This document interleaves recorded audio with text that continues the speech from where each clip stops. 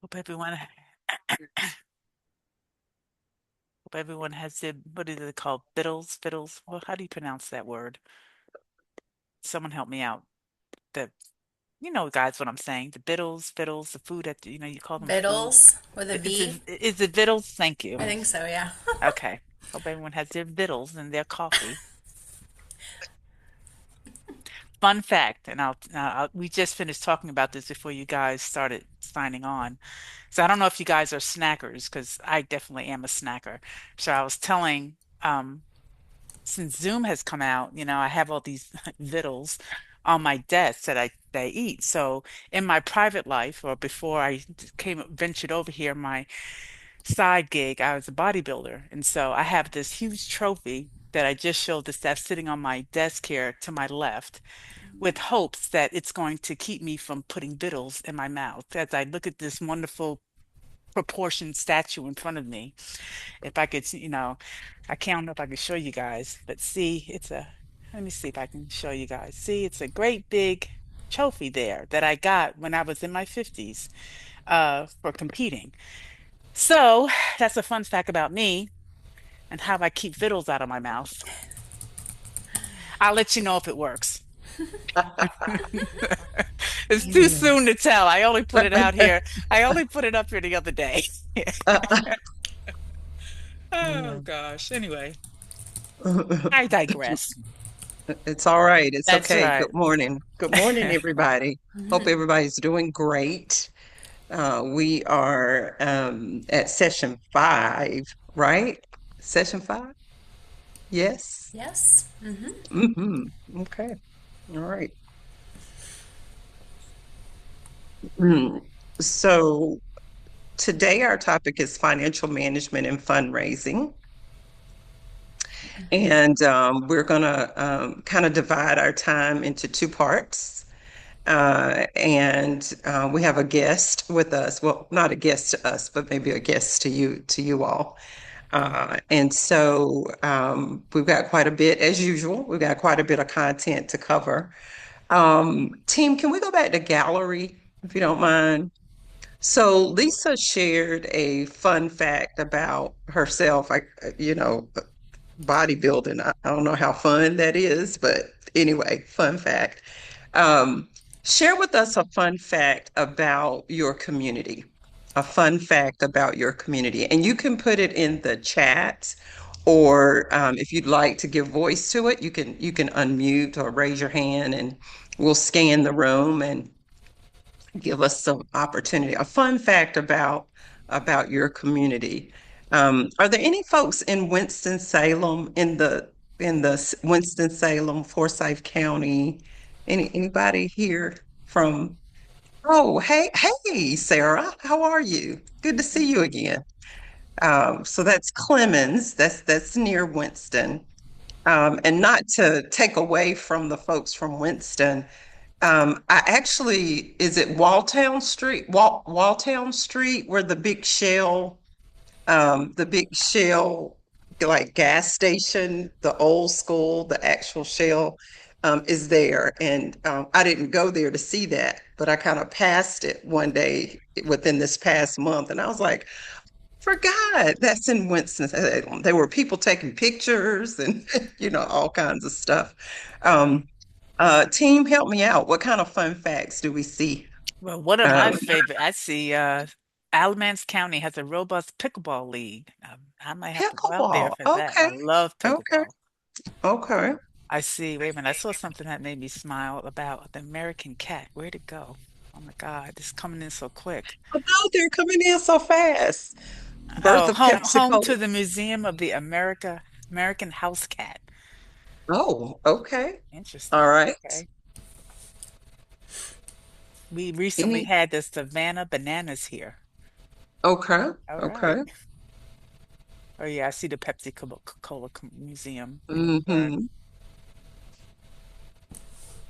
Greensboro's been voted the best city in the state for LGBTQ plus persons. Super proud. All right. All right.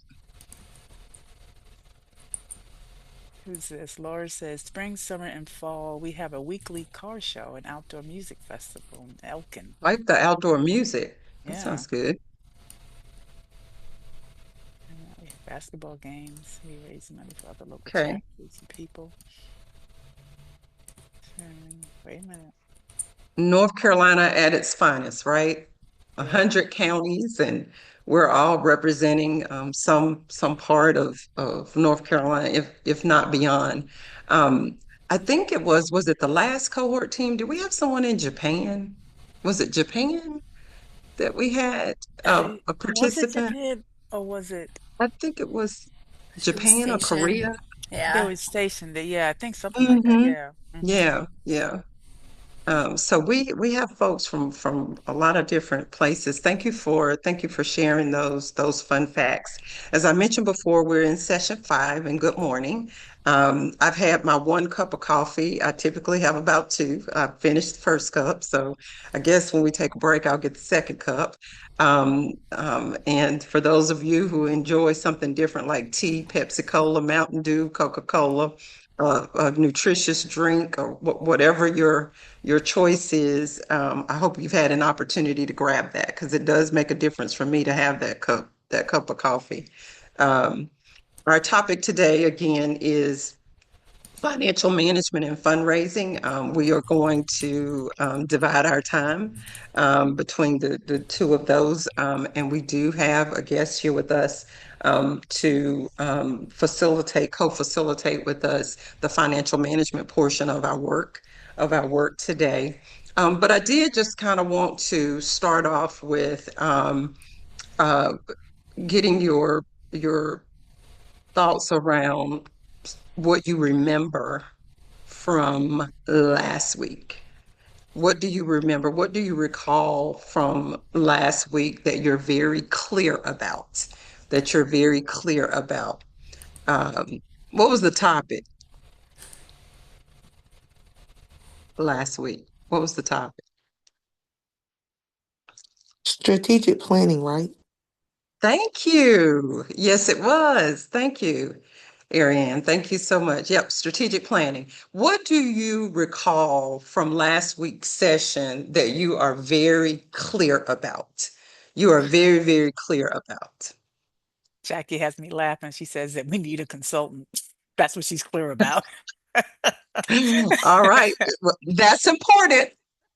It's important to know if that's what we need. All right. Time, it takes time. We have goals that we're trying to incorporate in that process. I do think I mentioned this last week.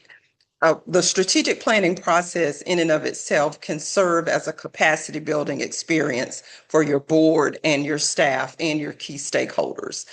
So while you're producing a plan, the plan in the end is what the goal is to have that tangible plan. It also, that process is a good professional development opportunity. And what happens is we all are kind of focused on what we need to plan for 2 to 3 years out. And so it's very, very helpful. We learn a lot about our organization, about the people that we're working with. And so it's a really good opportunity for that. So as you're trying to think about the benefits, that's really another value add to going through that process. And it does take time. Keep in mind that preparing to plan is just as important as facilitating and engaging in the actual strategic planning process. Try to think about um, deciding on an approach to developing your strategic plan where it aligns with the resources that you have and the capacity that you have to do so. So just kind of monitor and keep up with that. There were two additional concepts or frameworks that we referenced last week related to goal setting. And one was SMART goals. So we spent time talking about that. And then SMARTer goals is another framework. And then SMART goals. So, team, if we could go to slide 6, that would be great. So just a little bit to add on. Again, many of us are familiar with developing SMART goals when it comes to strategic planning, but there are a couple of other frameworks that are relevant here as well. And that is smarter goals and smarty goals. Rebecca, am I passing it over to you for smarter goals? Yes, you are. Okay. So we'll go to the next slide if you all can follow along with this. I actually think that one of you noted that you had incorporated some smarter goals. And the real add on here is that ER for evaluate and also recognize and reward. It's important that we have a system to see how we're doing, how the progress is going when it comes to our goals for meeting different points. Like if you think about, when we hit this moment, we're gonna see where we're at and reevaluate if we need to keep going in the same direction, that sort of thing. And then also really important to celebrate your wins and celebrate the ways that you're making progress towards your goals. So that's where you see the ER there. And then a further iteration of this is SMART goals. If we go to the next slide, we've got the IE added. And I'll just say that, and we were talking about this after the session when we were evaluating our own part in the session and thinking about these frameworks are at your disposal. You can take and choose what works for you, what meets your needs as an organization. It's there to sort of piece it together however you need to. So with this one, you could combine the smarter and smart T to combine it to smarter E goals if you want to combine all those together. But for the smart T, the inclusion here is the I and the E for inclusive and equitable. And what's important here to note is that an inclusive goal invites those traditionally excluded individuals to help make decisions and contribute in a way that shares power. And so that's the two words I want you to write down when it comes to the inclusive goals is how does this goal share power with those who are traditionally excluded from this process or from the services that you're providing to them. And then equitable, when we think about equitable goals, we're asking if the goal includes an element of fairness or justice that seeks to address systemic injustice, inequity, or oppression. So the two words for equitable you want to think about is, does it represent fairness and justice for those included and those involved and those that are left out sometimes. So as we work on, you see some, I don't know if, can you read these pretty well? They're pretty small.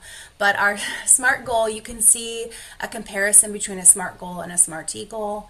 So the SMART goal is expand youth mentorship program into 3 new counties by the end of June. That sounds okay. But when you add the IE to it, it becomes a richer goal that really encompasses those that are being served in a way that honors them and thinks about the fairness or justice piece. So expand youth mentorship program into 3 new counties by the end of June with volunteer task forces that are representative of the community by age, gender, race, and other characteristics advising the expansion. So they're a part of this goal making. They're a part of the process and the outcome as well. So something to think about as you go forward. And then I don't know if we're going to have time to do the activity. Dr. Palmer, what do you think about time? Or should we keep moving? Yeah, I would say keep moving. We I think do so have too. a breakout on the other side of this. So Yeah, yeah, okay, cool. that's good. Any questions about the Smart T goals? Any experiences having used them? Struggled with them maybe? Anything you'd like to share?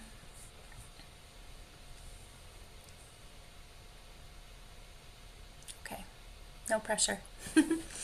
But as we go forward, let's think about how we can incorporate these additional elements to SMART goals that make them richer and hopefully work better in our favor and for us in our strategic planning. And with that, I'm going to give us a quick overview of we're going to transition into the agenda for today. Oh, is there a handout for the Smarty goals we can download?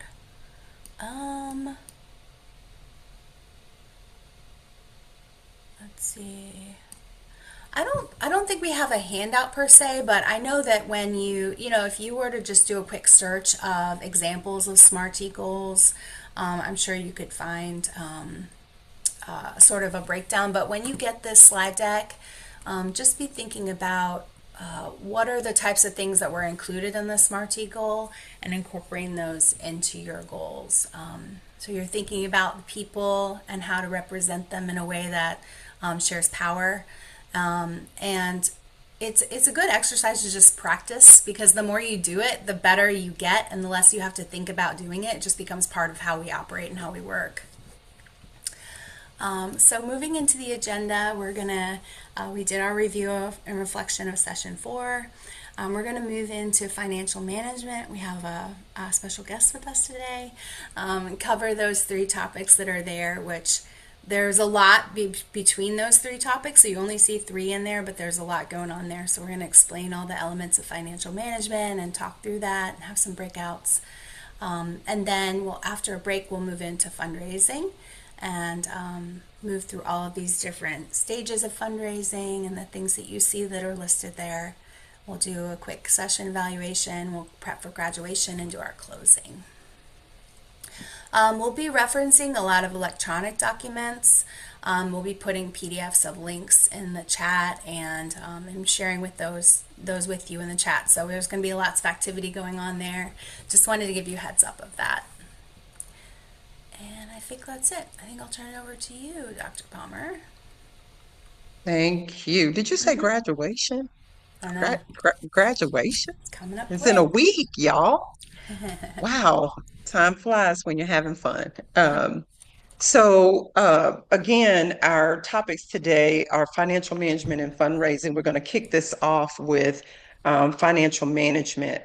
We're going to place you into breakout rooms to begin, and we're going to try to keep those kind of small. I think, Rebecca, the last time we did breakouts, we had like four people, 5 people in each room. We're going to go for that again, just so that you all have time to kind of sit with the exercise and the tasks that you have.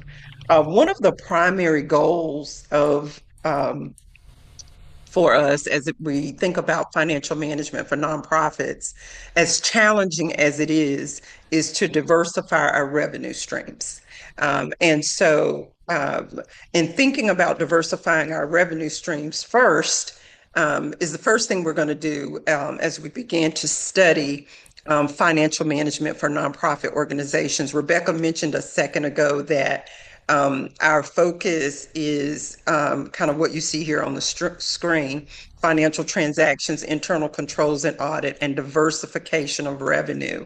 Uh, we're going to spend quite a bit of time um, going through specific financial statements and documents, talking through about 10 different documents that make up the documentation that we're either reviewing, it's being reported on, or we're having to utilize that financial documentation to make decisions within the nonprofit that you all represent. So we're going to spend quite a bit of time in that space. We're going to be switching up, going back and forth from pulling up PDF documents, walking through what is important and salient, both for board members and for staff. And for those of you who work in the finance kind of division or area within your nonprofit organizations, you'll see alignment with what it is that you do.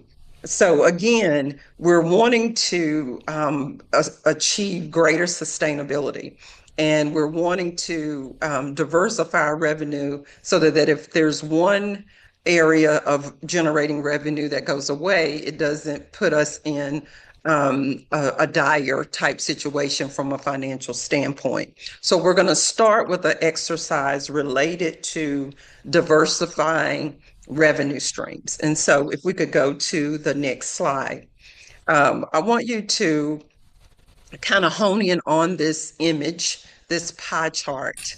And as you're looking at this pie chart, we want you to craft an answer or response to this question. How does this pie chart represent a nonprofit with a diversified revenue stream? how does this pie chart represent a nonprofit with a diversified revenue stream? And so kind of take a look at this for about a minute, and then we're going to put you into breakouts for you to answer this question and share your response in your breakout room.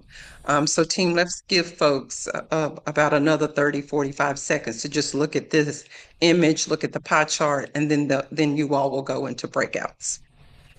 Be sure to introduce yourself in your breakout room too, if you haven't met already.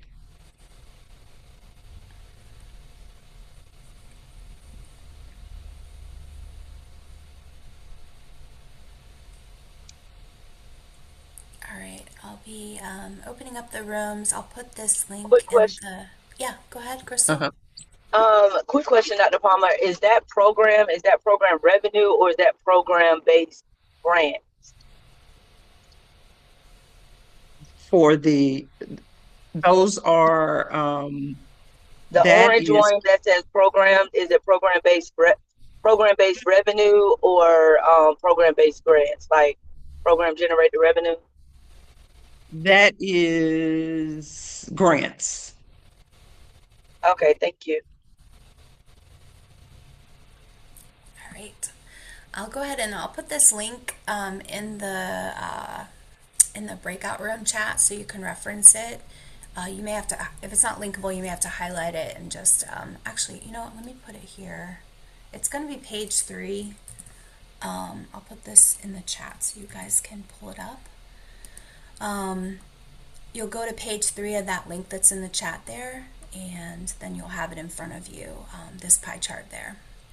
And you're going to be introducing yourselves, and you're going to be discussing about how this image represents a nonprofit with a diversified revenue stream. And I'll Can I also ask a put that question in the about chat. special events? Sure. Sure, Is the special events like your annual benefit kind of a thing? that is correct. Okay, okay. Yep. Those are like fundraisers.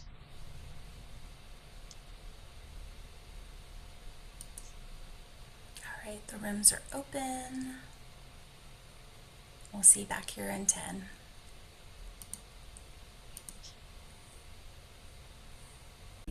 Kind of hearing what your responses were or how you went about answering the question as it relates to how does this pie chart represent a nonprofit with a diversified revenue stream? And team, if we could put up slide 12, that would be great. And how many, did we have what, like 10 different breakouts, Rebecca? We won't be able to hear from all of you, Yeah, but we had uh, 9. We had Okay. 9. okay, so we'll hear about 2 or 3, and you can raise your hand or you can unmute and tell us what your conversation was around. How does this chart represent a nonprofit with a diversified revenue stream? Dr. Palmer, I don't know what breakout I was in. I might have been 8 or 6, or I don't really know. Okay, you're fine. You're Uh, fine. but we were talking about how the strength in that there was no single source of revenue dominating. So if one leg, one slice were to be cut out, they're not dependent on any single source. But also, then it was brought up that this organization is not dependent on any one source, not just from a matter of who it's from, but restricted versus not. Hmm. Which that was awesome. But then we had questions if there was endowment money involved somewhere where that would be in this slice or if it's just not here. It's not here. That would be salient enough of a revenue stream that it would make sense to have that slice in the pie, so we could really see that because that's a different, that's a once a year, type of revenue that would come into the organization. So not present here, or at least not blatantly present here. Sure. Project something. Dolores, were you going to? You're muted now. You were unmuted. Now you're muted. Speak for our group if she's not going to go. Okay, go ahead, Okay, Ariane. so I'm Arian. We were with group 5, And we were saying that we felt like though they had like various different funding sources, we felt like two of their main funding sources were kind of tied to funding that was kind of more like heavy on maybe like reporting or like just grants in general. And since we have learned that grants are not necessarily guaranteed, like okay, you may get it this year, but you may not get it the next time, that we felt like that being that programs, you said that the program were tied to funding, and we feel like United Way was tied to grants as well, which we do feel like you can't really heavily depend on them. And it may require, we felt like in past experiences, that some organizations may create a program to align with funding so that they can get funds to come in, which would then stretch your staff kind of thin, trying to incorporate new programs under your mission. And we felt like they could probably, I personally felt like I would put more effort into like private donors and things like that because those are more funds that's kind of like non-discretionary. They're not necessarily tied to anything. Like you can kind of allocate those funding towards whatever expenses the organization has, and that not only can those private donors support you financially, but they can also help spread your mission, support your mission, sign up as volunteers and things like that. Thank you for that. I want to lift up a couple of points that your group made. One is the difference in the picture or the story or the financial position, depending on and Ariane, you asked this question: what is programs? Is it fee for service or is it grant dollars? Um, so two different ways of thinking about that. Um, Probably the more beneficial would be if the programming was fee for service, because if it's fee for service, those dollars would come in for the most part and would be unrestricted. That means we're charging for participation in those programs. We're charging a fee. With programs being grants, your group was spot on. You would have programs would be generated, that 29% is grants, private foundations, that 11% grants, United Way, that 27% grants, and then government, that 8% grants. So while you have multiple revenue streams, four of those revenue streams fall under grants. And so, and grants that are probably a little temperamental based on what the climate is from a socio-political standpoint. So your group raised some very salient kind of points about this in terms of thinking about whether or not this picture is moving us into a really good financial position as it relates to diversified revenue or not. The other comment about the individual donors, that 16%, lots of room to grow for this particular nonprofit to increase the number of individual donors so we can bring in more unrestricted dollars. So just imagine programming being a fee for service, individual donors being donations, those are both unrestricted. So that would put us at what, 40, what is it, 45%? Is that 45%? 45% of those dollars then would be unrestricted for the year. So that's not a bad reality for this particular nonprofit, because we want to move in a direction where we're able to garner more unrestricted dollars than restricted. Um, any other thoughts from any other groups that we haven't raised already about this image?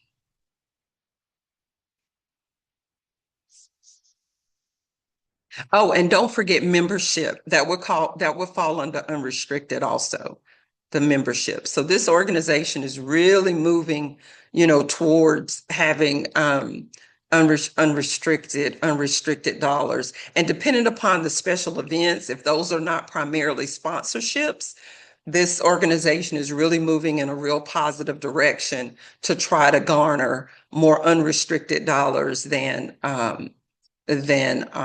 restricted. Sasa? Yes, thank you. We were talking about what programs meant for all of our organizations, and how education is part of it, even if the mission of the organization is not education, and also how certain government grants could be restrictive depending on who is in charge, things like that. So we just talked about the variables of the different Mhm. groups here. And this, if you think about it too, it takes time to kind of move in this direction. Especially if you walk into a nonprofit organization and 99% of the funding is grant funding, and you want to start to make a shift, that takes time. An organization that has been getting engaged in fundraisers where they're able to generate unrestricted dollars for decades, as opposed to just starting out, it definitely takes time. But again, when you look at this picture and you look at potentially where the unrestricted dollars are in terms of percentage, you're about 50% of this particular organization, and we want to try to move in that direction. So diversifying revenue. When we think about managing our finances, it is our hope that we will get closer to that diversification as we kind of grow and try to move in the work as it relates to financial management. If we could go back to the gallery view now. So we're going to focus on three kind of main topics as it relates to financial management. We're going to focus on financial transactions, and we're going to focus on internal controls and audits, and we're going to focus on diversification of revenue. I'm going to turn it over to Lisa, and she is going to introduce our guest speaker for facilitator for today. Thanks, Dr. Palmer. Yes, like team has mentioned, we have a guest speaker today, Tracy Carriette. Tracy is responsible for the overall financial operations at the center, as well as our audit and tax functions, budgeting, policies and procedures, and human services. You talk about wearing multiple hats, and she wears them all very well. She began working at the center as an intern while attending Meredith College, where she received her BA Mathematics and a minor in accounting. As a veteran of the center, she has more than 20 years of experience in nonprofit accounting and human resource management. Previously, she worked as a staff accountant with a CPA firm specializing in nonprofit accounting and financial consulting. She currently serves on a not-for-profit committee of the North Carolina Association of CPAs. So, Tracy, as usual, we welcome you and thank you for being a part of this session. Thanks, Lisa. Mhm. Glad to be with you all. All right, so we're going to jump right into our work. We do have a document titled Financial Management Resources. We're going to put that in the chat for you.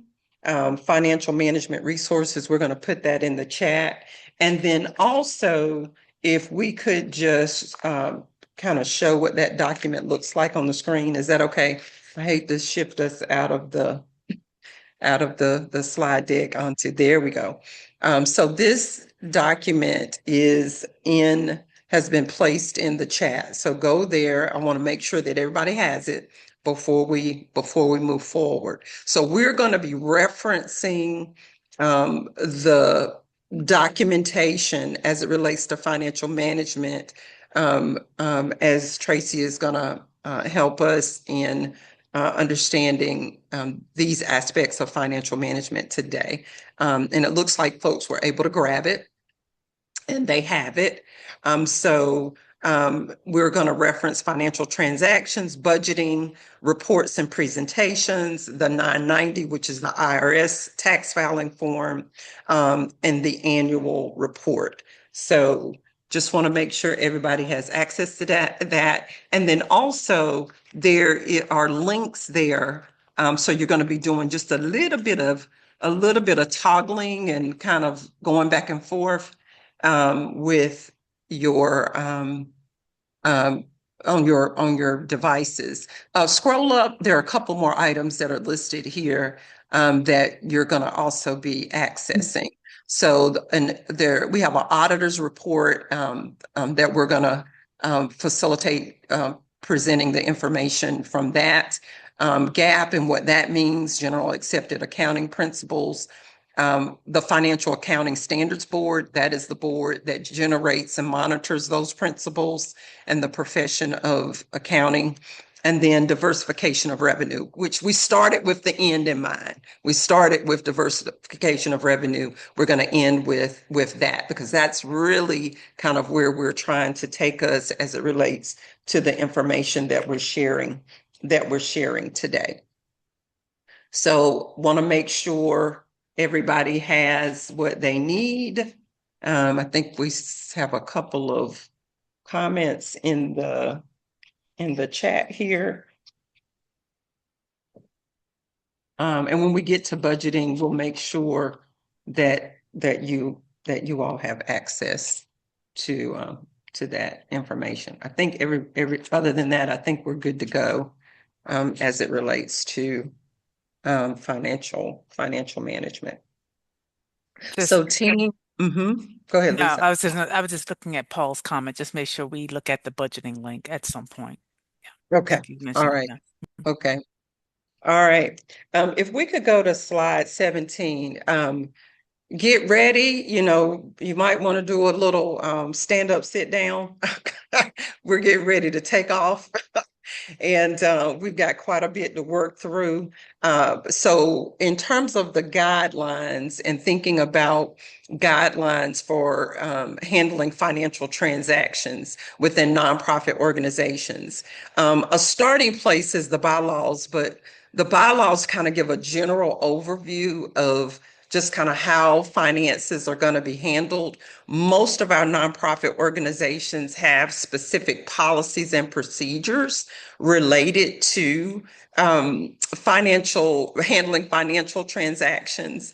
Oftentimes, nonprofit organizations will have a finance committee that is a part of the board of directors. And in having that committee, they help kind of lead the establishment of policies and guidelines, and that can change over the years depending upon the growth and how your nonprofit changes, where monies come from, where resources come from. Something as positive as let's just say real estate being donated to your nonprofit can all of a sudden warrant a policy as it relates to how you handle that. And so policies and procedures and guidelines for our individual nonprofits, it grows as the nonprofit organization grows. And so I'll let Tracy speak to guidelines and policies. Just Tracy, whatever you want to add to that. Yeah, just really quick, because I think you covered it well, Dr. Palmer, is that whether it is, within your bylaws, if you have separate policies, those are going to help clarify the roles, the authority, the responsibilities for these essential financial management activities and decisions. And it's true they can change over time, but they can also be very different for each organization based on your size and type. So there's not necessarily a one size fits all when it comes to those. Thank you. Thank you. And again, just to kind of reiterate, how your finance committee functions is very significant because the finance committee, of which the treasurer of your board is a part of, if not the chair, a lot of times the treasurer is the chair, they are working along with the finance staff, whether it be that you're contracting with a bookkeeper or whether you have an accounting firm, or whether you're fortunate enough to have a role like Tracy serves in with the North Carolina Center for Nonprofits. That staff, those individuals that are handling those tasks, those duties and responsibilities that they are interfacing with that finance committee. And so that's very, very important. There are checks and balances of internal controls that are taking place as it relates to the guidelines. And then also any unique overarching practices in terms of how your nonprofit monitors and tracks how financial transactions are administered. So again, we're going to cover some fundamentals that you will see across most nonprofit organizations. But for the most part, it is important to consider and to establish what those unique policies and procedures and guidelines are for your individual nonprofit organization. Tracy, I don't know if you want to add anything to that before we go into specifically the financial reporting. Well, let's keep moving on. Okay. All right. Great. So when thinking about financial transactions, revenue and expenses, that's kind of what we're focusing on, dollars coming in and monies that dollars that we're spending to take care of the organization in all of the operations of the organization. So that's really kind of what we're focused on. We're monitoring and we're tracking and we're making decisions based on revenue coming in and expenses. And we're monitoring that typically on a monthly basis, if not daily, but just depends. And then of course, budgeting then is another kind of area that we focus on. And we are going to show a sample budget and provide that link for you as well. And Tracy is going to walk us through the budget for the NC Center. Yeah. So the budget is a really great way to help you track those revenue and expenses that Dr. Palmer was just talking about in terms of like making decisions for the organization. A couple of things before I walk you through this sample that we've got on the screen. It is just that your budget is your plan for the year. It's your best estimate of what funding is going to come in and what's going to be spent. So it's not going to be perfect, right? It's going to be based on sort of what you know in that moment, and things will happen during the year that will adjust for that budget. A good strategy for organizations to follow when they're creating a budget is to get all your staff just involved, not just the finance folks or the executive director. Get your program staff involved as well. This helps create buy-in and ownership of the organization's finances, and it also just gives you the full picture of the organization's needs. We're working on our budget right now, actually, and I'm not doing this alone. All of our departments are doing some work around, revenue for the year and things that they're going to need to accomplish their goals in terms of expenses. So it's really helpful to make it a team effort. So the sample budget is actually a version of the center's budget that we prepare when we're sharing it with our finance committee and our board of directors for approval. And so we'll talk a little bit about how we develop this and how we track it throughout the year. So on this document, you can see in this case, we would have our approved budget for the current year that we're in. And we're also estimating or doing year to date of where we are for revenue and expense for the current year. So in this case, it would be 22-23, and we're preparing a budget for 23-24.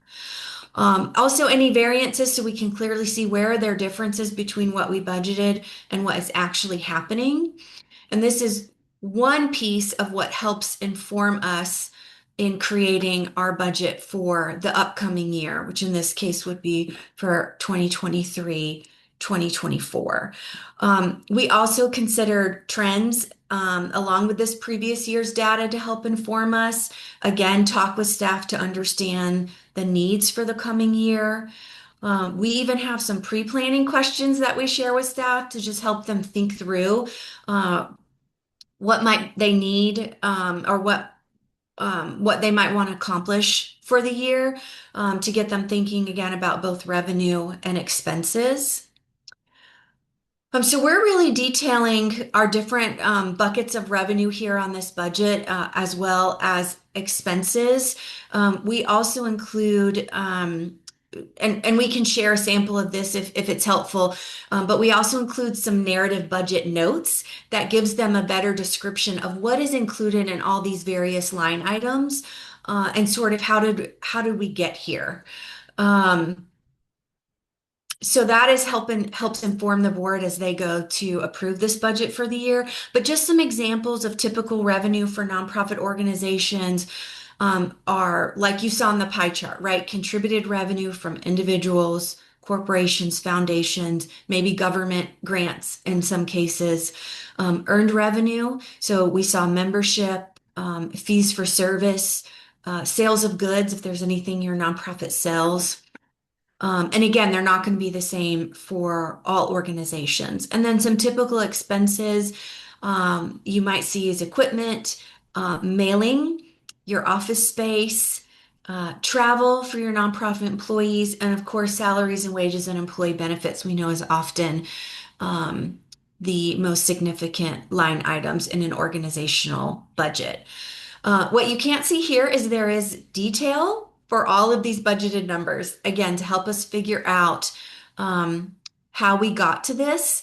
And so I encourage you to do that too, as you're using some previous year information and other data in developing this. And then once your board has approved this budget for the year, it's important to track it throughout the year. So, as Dr. Palmer said, monthly within your organization, for the most part, is appropriate, but it can depend. I know that at the center, our finance committee is also looking at this quarterly because that's appropriate for them, whereas it's monthly internally for staff. Um, and so when you're trying to track your budget, you want to include the approved budget, where you are year to date, again, the variance like you're seeing on this proposed budget, and then any sort of budget adjustments that are happening throughout the year, especially if they're significant. So you can just keep an eye on what's happening with that bottom line, what the difference between your revenue and expenses are going to be for the year. And so again, this is just going to give us an idea of what we raised, what we spent, and in some cases, how much more we need to raise to be able to cover, our expenses for the year. Um, Tracy, there was a yeah. comment in the chat about the narrative notes for Mhm. the line items. And what I will say to that is, you know, and if we could scroll back up to like the earned revenue, because we're talking about narrative notes for all of these. Keep in mind the narrative notes are customized for that nonprofit.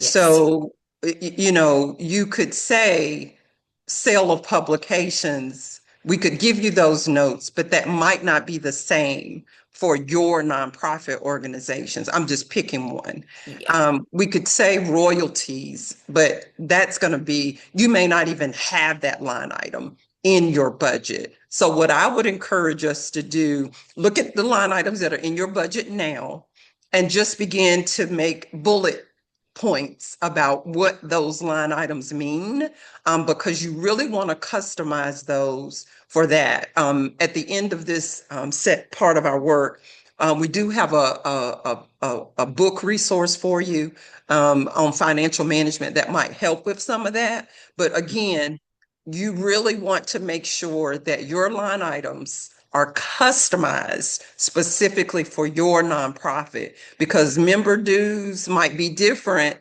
in terms of description from one nonprofit to the next. So I just wanted to Yeah. incorporate that into your talk.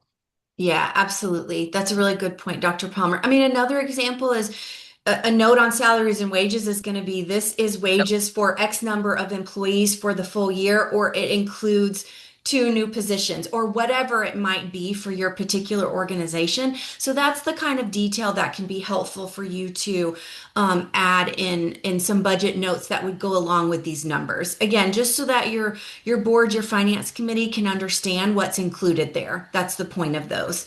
Really quickly, I think there was another question about some of the ideas for some of the pre-planning questions. So some of the things, again, they will be different probably for your organization, but some of the things, questions that we ask our team is, what educational program are we offering during the year? What's going to be in person versus virtual? Because there's different expenses tied to an in-person event versus a virtual event.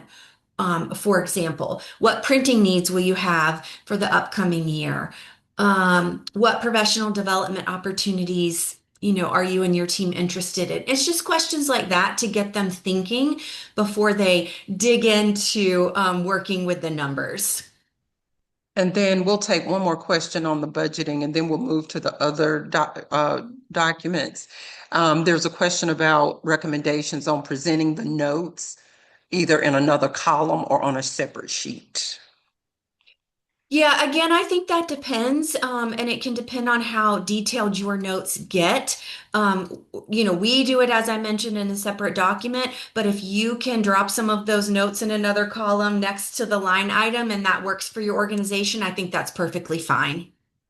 Okay, and then I don't want to miss this other question about different types of budgets, like budgets for grants versus this budget, and how often you might review the budget. Yeah, so this is the version that we would review for our finance committee. When I mentioned that there are details behind these numbers, an example of that would be if we have a separate budget for a particular grant that is tied to a particular program. Yes, we probably have a separate budget for that, that's mapping out the revenue that's tied to that. So maybe it's a grant, maybe there's some registration or some earned revenue, and then all the expenses that it's going to take to put that program on. All of those things are filtered into this one organizational budget.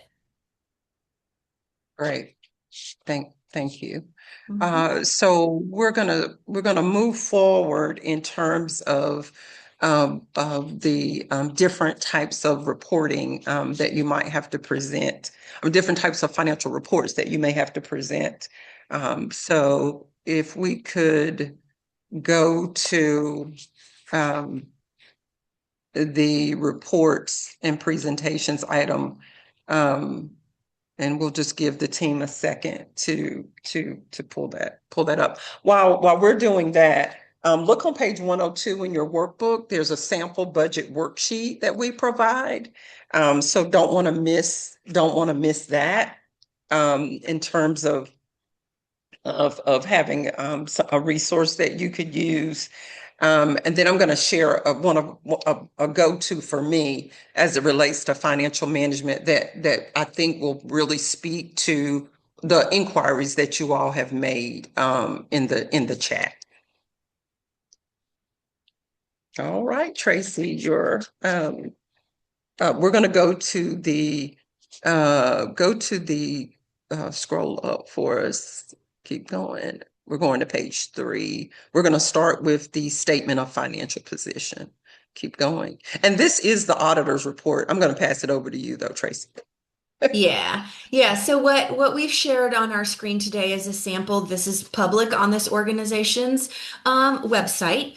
And it is their audited financials. So they have had an outside CPA firm come in and audit their work for the year. And so we're going to walk through a couple of standard financial statements for nonprofits. Again, these are audited, so it's generally year end, but a version of this is what you should be sort of tracking and looking at as well throughout the year, right? To really get a full picture of your organization's financial position. So this first one here that we have on the screen is the statement of financial position. You may have heard this referred to as the balance sheet. So this is going to show your assets, which is what you own, your liabilities, which is what you owe to someone, or some entity. And then the net assets are the is the equity. And so when you look at this statement, these things are arranged in order of liquidity, just which just means how quickly they're readily available for an organization. So current, when you look at current assets, that usually means that this revenue is available, or these assets are available within the next 12 months. So the balance sheet just provides a snapshot of the financial health of the organization. Some examples of assets that you can see here are cash. That's your organization's bank accounts. Grants receivable could be awards that are owed or expected to the organization.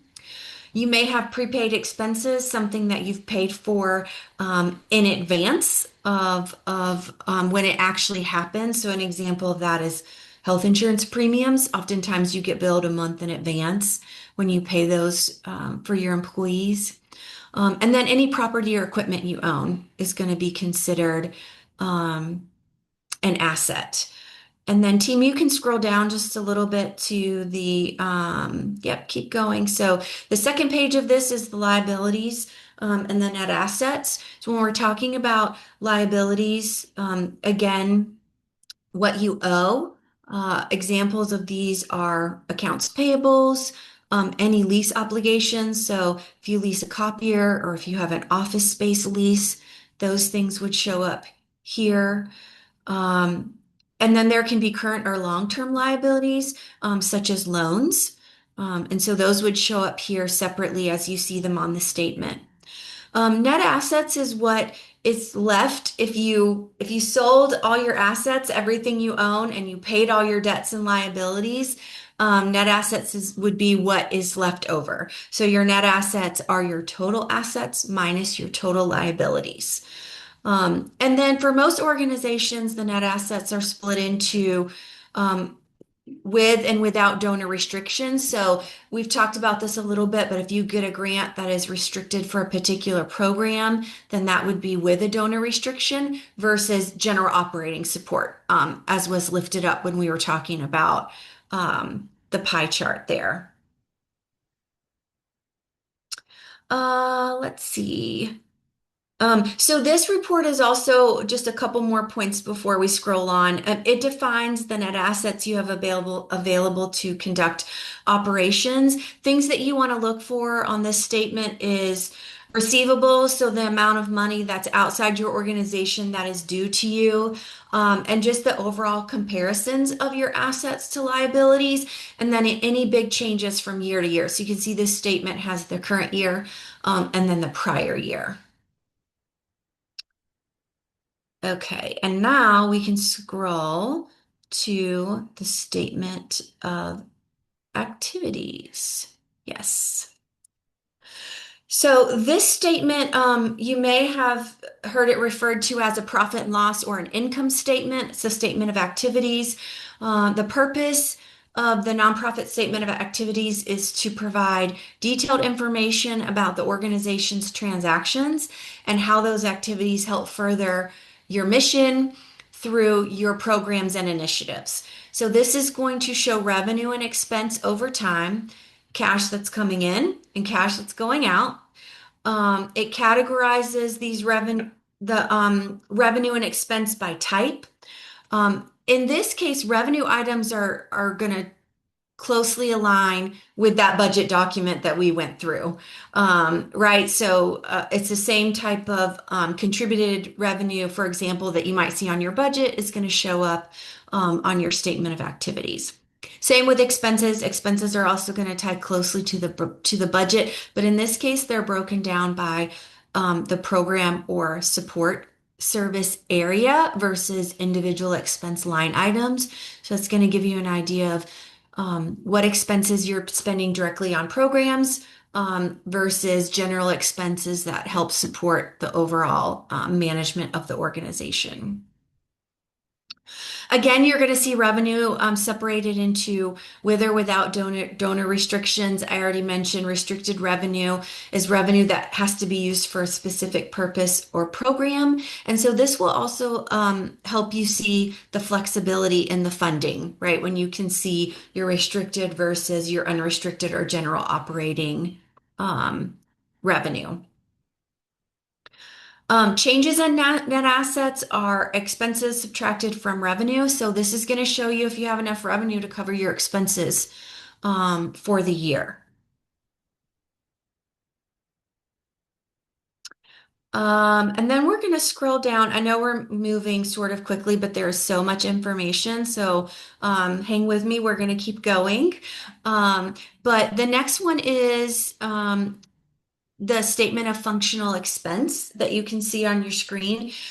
So this one, as I was referring to on the last statement, is going to show you the classification of expenses by your programs. And so programs are going to be different, obviously, for every nonprofit organization. So you can see program services here. And then there's also support services, which you may have heard to referred as sort of general and administration, also includes the fundraising and development. So this is going to show you the expenses that are tied to these particular program and support services. Um, on this more detailed report, you can see these expenses broken out by line item, which, as we mentioned, tie back closely to your budget and then your statement of activities. Program services include expenses that are incurred to meet the mission of the organization through programs and services directly or indirectly. Okay, so if you have a program that is an after school program for kids, then that is going to, you'll be able to see all the expenses that are directly tied to that program. Support services, again, are general administrative, often referred to as operating expenses or overhead. And then you've got fundraising and development expenses. So those things tied to, special fundraising events or activities that you might do for your organization. There's a question about direct benefit to donors. Yeah, so that's if you have donors and you're providing them something in exchange for their contribution. So let's say they make a contribution to your organization and they get a t-shirt, right? Then that is a direct benefit to a donor. So the value of that t-shirt does not count as revenue as a contribution because they've received something in exchange. And so that's what you would see related to that. The last thing I'll say about the statement of functional expense is that there are different methods to allocate expenses. Some of them have a direct tie to a program. There are other things like staff time that can be allocated across multiple programs. And that methodology is different for every organization. You just want to ensure that it is reasonable. A lot of nonprofits include this statement in their audit report because if you file the standard version of the 990, this has to be included in that as well. So it just gives you a little bit more detail about the expenses and how they're being applied to your programs and services. And then I think we have one more, which is Mhm. the statement of cash flows.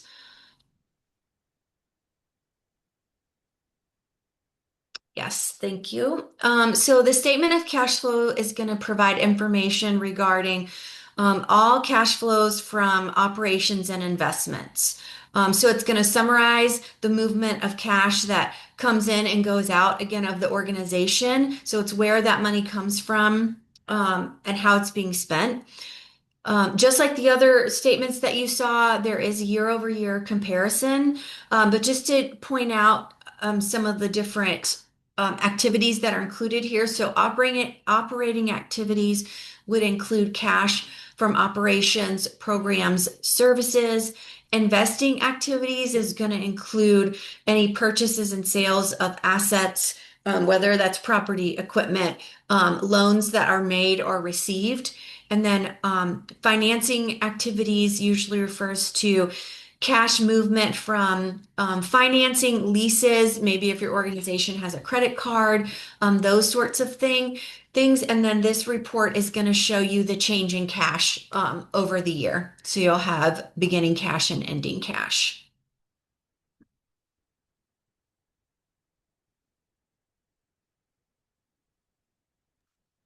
I believe Is that that walks us through, yeah, all the audited financial statements that we were going to touch on. okay? Great. And the thing to keep in mind, this is uh, we explain the reports by using the audit report, because at the end of the year, when you engage in your audit, when your audit is performed, we should have much practice with reading these reports and understanding these reports, because these reports have been presented over the course of the year. So you're not Mhm. seeing these reports that Tracy just explained. You're not seeing these reports for the most part. You're not seeing these reports for the very first time in the audit. These have been presented to your board, been presented to you as the executive director by your finance professionals. They've been sharing this information ongoingly.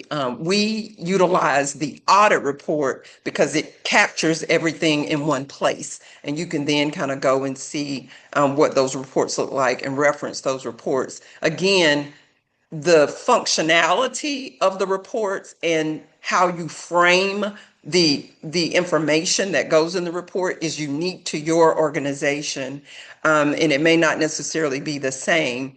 You may not, all nonprofits don't report the same, is my point. Yeah, What you typically see, let's just say at board meetings, a balance sheet and a P&L. You typically right. see that. That's kind of fundamental. Anything beyond that, it may just be a way in which your nonprofit wants to communicate or do its report out. But typically, minimally on a monthly basis, the P&L and the balance sheet is being presented to the board, and or it might even be presented to the management team because they're keeping up with revenues and expenses as well. Tracy, did you want to Yeah. add anything else before we move to the 990? No, I think that's great. Thanks, Dr. Palmer.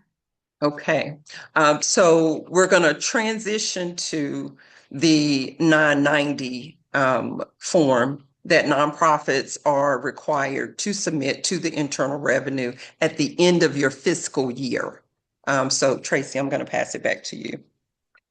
Yeah, so the 990 is a nonprofit organization's tax return. It's your tax document, just like individuals have to file taxes, nonprofits do as well. This is a very big form. There's lots of pieces to it. We are not going to go through all of them. We're going to hit some highlights again and share some general information about the Form 990. So this is filed annually with the IRS, and it's due the 15th day of the fifth month after your close of your fiscal year. So if you have a fiscal year that ends on June 30, then your 990 would be due November 15th. Um, and there are different versions of the Form 990, and which one you fill out depends on your gross receipts for the year for a nonprofit. So there's the standard Form 990, which is on your screen now. There's an easy version of it, and then there's also a 990N, which is a postcard. And so again, that depends on your gross receipts for the year in terms of which form you have to file. One thing we always like to lift up in the Nonprofit Management Institute is that back in 2019, a mandate for versions of the 990 was implemented requiring it to be filed electronically and through an authorized IRS e-file provider. So we just recognize that this can be burdensome or even costly for some nonprofit organizations. So we always like to lift that up when we talk about the 990. The other thing about 990s is that they're required to be open to public inspection. You need to provide it if it is requested. Some nonprofits will put their 990 on their website, but but various entities will often look at an organization's 990, could be a donor, a funder, a partner, just to see what the financial situation of that nonprofit is. Um, Another part of this that I always like to lift up is that the 990 is a way to be able to tell your organization's story and share your accomplishments throughout the year. Schedule O, which allows you to detail your program service accomplishments. So everything you've done in a year, tell your story. You can use that. And that will go in as part of your Form 990. You should also have your board review this prior to filing. There's a question on that in a governance section. But as the team is scrolling through, some main pieces to just sort of lift up is there are summaries about financial information for your organization for the year. There's a checklist of required schedules. There's a section on tax compliance. There is a governance section, which includes questions about your board, your governing documents, your committees. There's a section on policies. So, does your organization have a whistleblower policy, a document retention and destruction policy? What are your compensation policies, particularly for your executive directors and key staff? So, as you can see, there's a lot of pages to this. Like I said, a lot of different schedules. We could do a whole class on the 990 just itself. That would probably be 3 hours. So we're not going to go much further than that. But we just wanted to lift up some key points about the 990.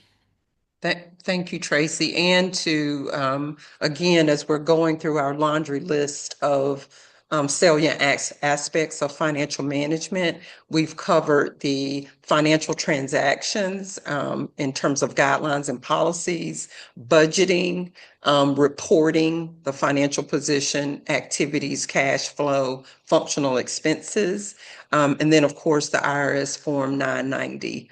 We have a couple of more salient areas that we want to focus on that we are expected to, documents we're expected to produce. The annual report, or now we hear it called the impact report. It's like we've switched the name, but ultimately it means the same. And so again, we're going to reference that sheet that we provided for you, and we're going to show the impact report or the annual report for this organization. And Tracy, I'll just let you talk through what's here. And team, we can just Sure. scroll through and Yeah. So the annual or impact report, as it's now being called by a lot of folks that Dr. Palmer mentioned, is typically you'll find these on most nonprofits' websites, right? We want the general public to be able to have access to this, to learn about our organization.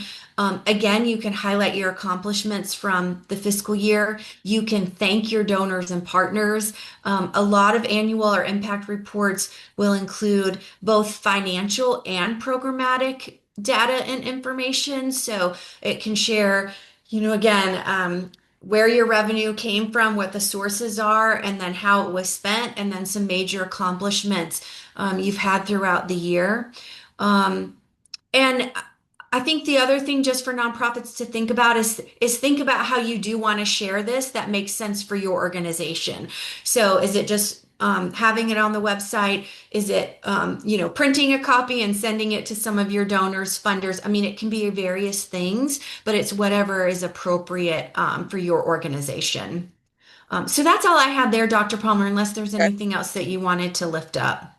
nope, that's good. And then so the next item on that sheet that we put in the link in the chat for you is the audit and auditor's report, and that is what we used in terms of Tracy presenting those reports that oftentimes we are sharing ongoingly throughout a fiscal year. And so if we could just show the audit and auditor's report, maybe just go to the table of contents. We just scrolled through it a second ago when we were showing all the different financial reports. Yep. So this is the table of contents of the audit that we just went through, all of those different reports that are generated throughout the year. But this is the full report. And typically, if you're writing grants, sometimes the funders will request your auditor's report. So that's important to think about. There was a question about the difference in the 990 and the 990 EZ, Tracy. And then there's one other question that was in the chat also, but the difference in the 990 and the 990 EZ. Yeah, it's just a more simplified form. It's not as in-depth to fill out. I think it might only be like a couple of pages. If you're using the easy form, you probably don't have a lot of additional schedules that you're filling out that goes along with it. So it's just a simplified form, excuse me. And again, that's based on your organization's gross receipts. So if you're under a certain amount, then you have the option of doing the easy form, which is just a little bit more straightforward, probably less time consuming, right, to be able to fill out. But you don't get to pick and choose. You need to do it based on which form is appropriate for your organization based on the gross receipts. Okay. And then the next thing we want to share are the general accounting principles. In your workbook on page 104, you're going to see a handout titled "What is GAAP for Nonprofit Organizations?" And I'll just let Tracy speak to that. And also, we have a link for you too, so you can get it both ways in terms of learning more about that. Yeah, and for So, GAP, I think we're just gonna really quickly explain to you all what it stands for, what it is, and what its purpose. So, GAP is generally accepted accounting principles. It is just a common set of accounting rules and requirements that is issued by FASB. Dr. Palmer mentioned that at the beginning of our session, which is the Financial Accounting Standards Boards. And it's just meant to standardize procedures that are used within the accounting industry, right? So its purpose, again, they want to provide clear, consistent, comparable information on financials. So there's some consistency in the way that nonprofits are reporting their finances. So these accounting principles are required by nonprofits to ensure that again, information is presented consistently and that it's accurately reported. So that is essentially GAP and FASB. We're not going to go through, all the different accounting standards, just for you all to right. know that they exist and what their purpose is. And team, if we could go to slide 17, that would be great. So this is just a recap of what Tracy just shared with us. So if you had to kind of frame it, we don't want you to be overwhelmed, but this is our punch list. This is what we just covered. And this is what we would consider to be fundamentally, these are, might I say, tasks that generate some work product that are expected of nonprofit organizations. So one, that we have guidelines and policies that instruct us on how to engage in financial transactions. Thirdly, that there are some specific duties and responsibilities, and those duties and responsibilities can be carried out by a formal staff person who has that particular role, or you might be contracting with a bookkeeper, or you might be you may have secured an accounting firm to actually engage in these duties and responsibilities. So budgeting identifying what our revenue and expenses are going to be for a fiscal year, and then also monitoring and tracking that throughout the year. And then the reporting and the presenting of the financial, I'll just say progress and work that is taking place throughout the year with those specific statements. And then, of course, there's an expectation if we are if it's been determined by the IRS that we are a 501c organization, we are expected to submit a 990, which is our tax return. We're also expected with the Secretary of State of North Carolina, and also just a best practice to have an annual report or what is called an impact report. We are expected to conduct an audit or a financial review each year, and that generates a report.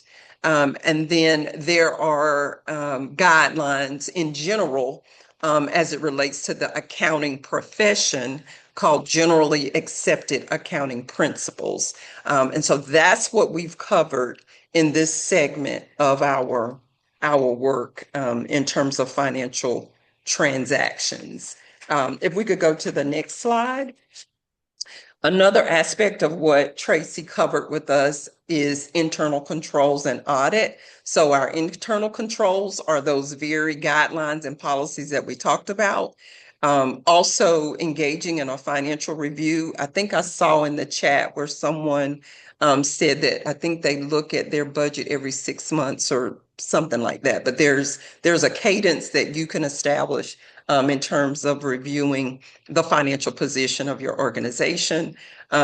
Most times there's a reference to finance in the bylaws. It's not detailed, but typically there's a reference to that in the bylaws. And then, of course, when it comes to the audit, a lot of organizations will establish a committee to kind of help with ensuring that the audit takes place. And then oftentimes there's a cost to bring in an auditor if you're going to secure an accounting firm.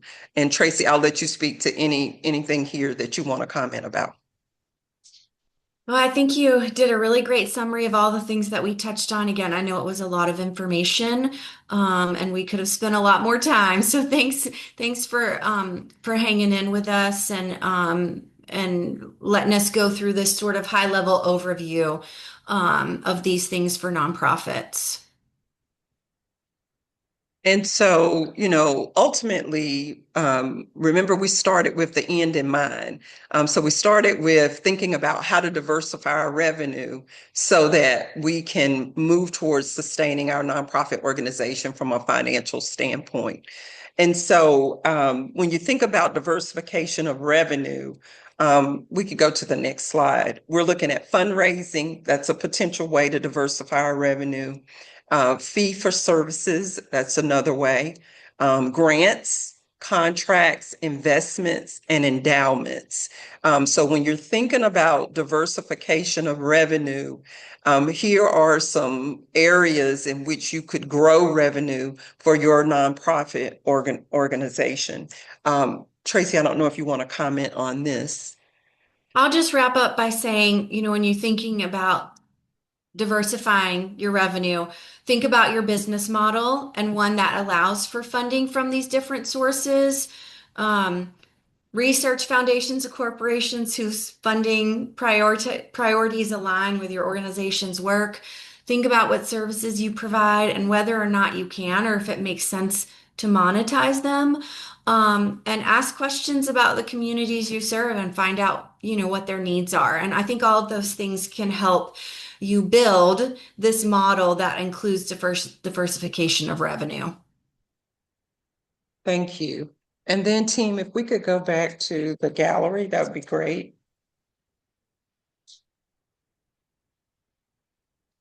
So again, fundamentally, what we've shared here is kind of those that punch list of kind of areas that we should be focused on and where we should be engaged in performing duties, tasks, and responsibilities as it relates to our nonprofit organization.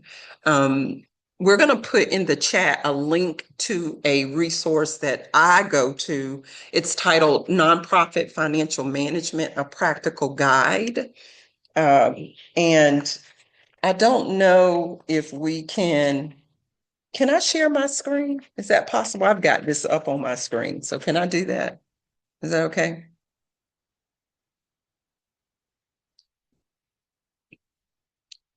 So just want to give you just this is the nonprofit financial management kind of go-to.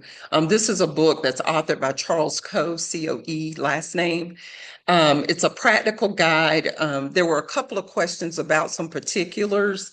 What I like about this is just the table of contents. And so I know that color is like, ooh, that's like seems like bright, bright, bright.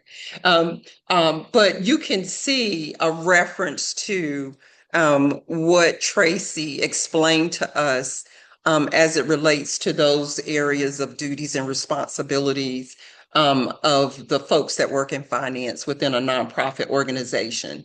So there's like a nice little start off in chapter one, and then transactions, of which we talked about, internal controls, managing the audit, evaluating your financial condition, preparing and managing the budget. So there's some real specific areas here that I think are pretty straightforward. Managing your cash flow. Remember, Tracy gave us explained that report. Purchasing or procurement is another area. Even managing banking relations is another area in this resource, and also a focus on risk. So we're going to put this link in the chat if we haven't already. And this is, like I said, this is my go-to.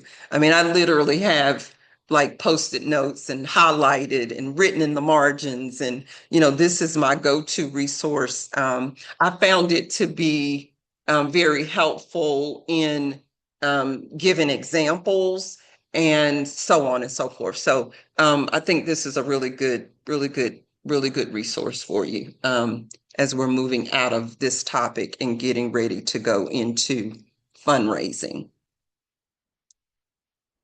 Was everybody able to get the link to the Nonprofit Financial Management, a Practical Guide?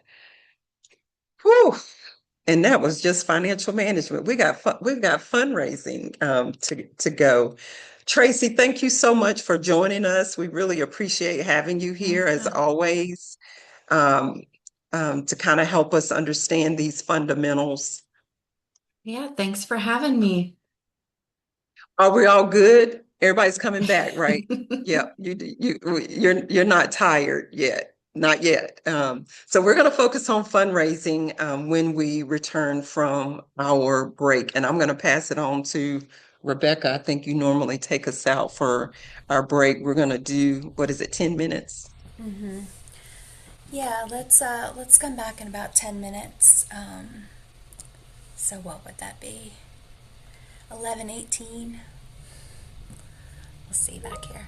We're going to focus on fundraising.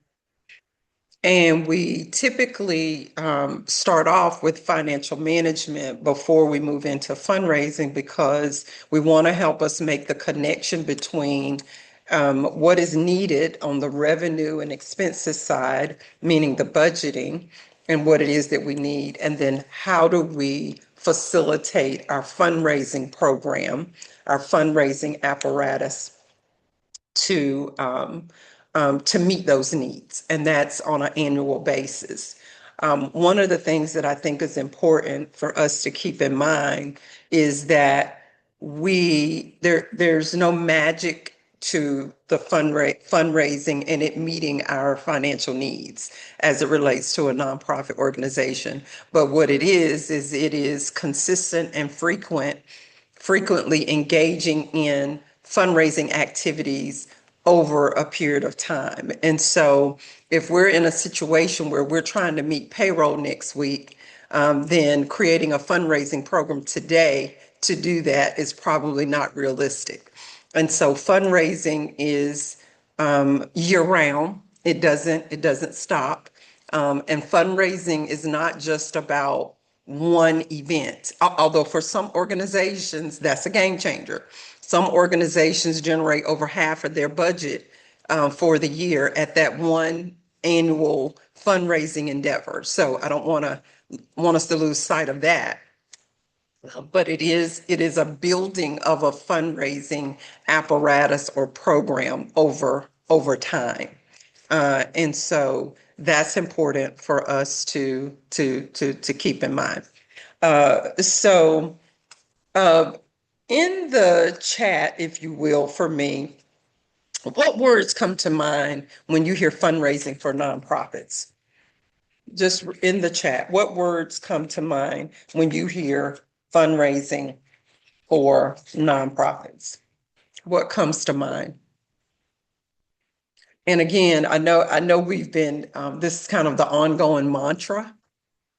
It is different for every nonprofit organization, just like any business or any government entity has its own unique way of its operations. So does each individual nonprofit. So let's see, team, I see quite a bit in the chat as far as what comes to mind for us. I routinely go back to consistent and frequent, consistent messaging and asking frequently. So on a cadence, and again that is different. Let's see. I had to laugh at Corey blowing Uh-huh. everyone up. I know they got the money. I love it. Mhm. Like that comment. Oh. But you have building relationships, articulating value, events, galas, key gifts. Okay. So definitely those are various kind of ways of thinking about fundraising and what it is. If you go in your workbooks to page 106, so we're going to utilize our workbooks quite a bit for fundraising. So we're going to reference some different items that we see there. So, you know, I said this a second ago. Um, there isn't necessarily magic to fundraising. It is intentional, very focused, a very focused plan that guides and informs where we are in term that guides and informs um, our way of going about meeting our budget. I always take us back to the budget when we are thinking about fundraising. We should have a annual fundraising plan, just like we have an annual budget. And that annual fundraising plan should help to meet those expenses, those revenues that we need and expenses that we need that are outlined in the budget. And so for nonprofit organizations, um, our fundraising is getting that word out and telling our story and meeting the needs that change each and every day by the second, the lives of people in our community.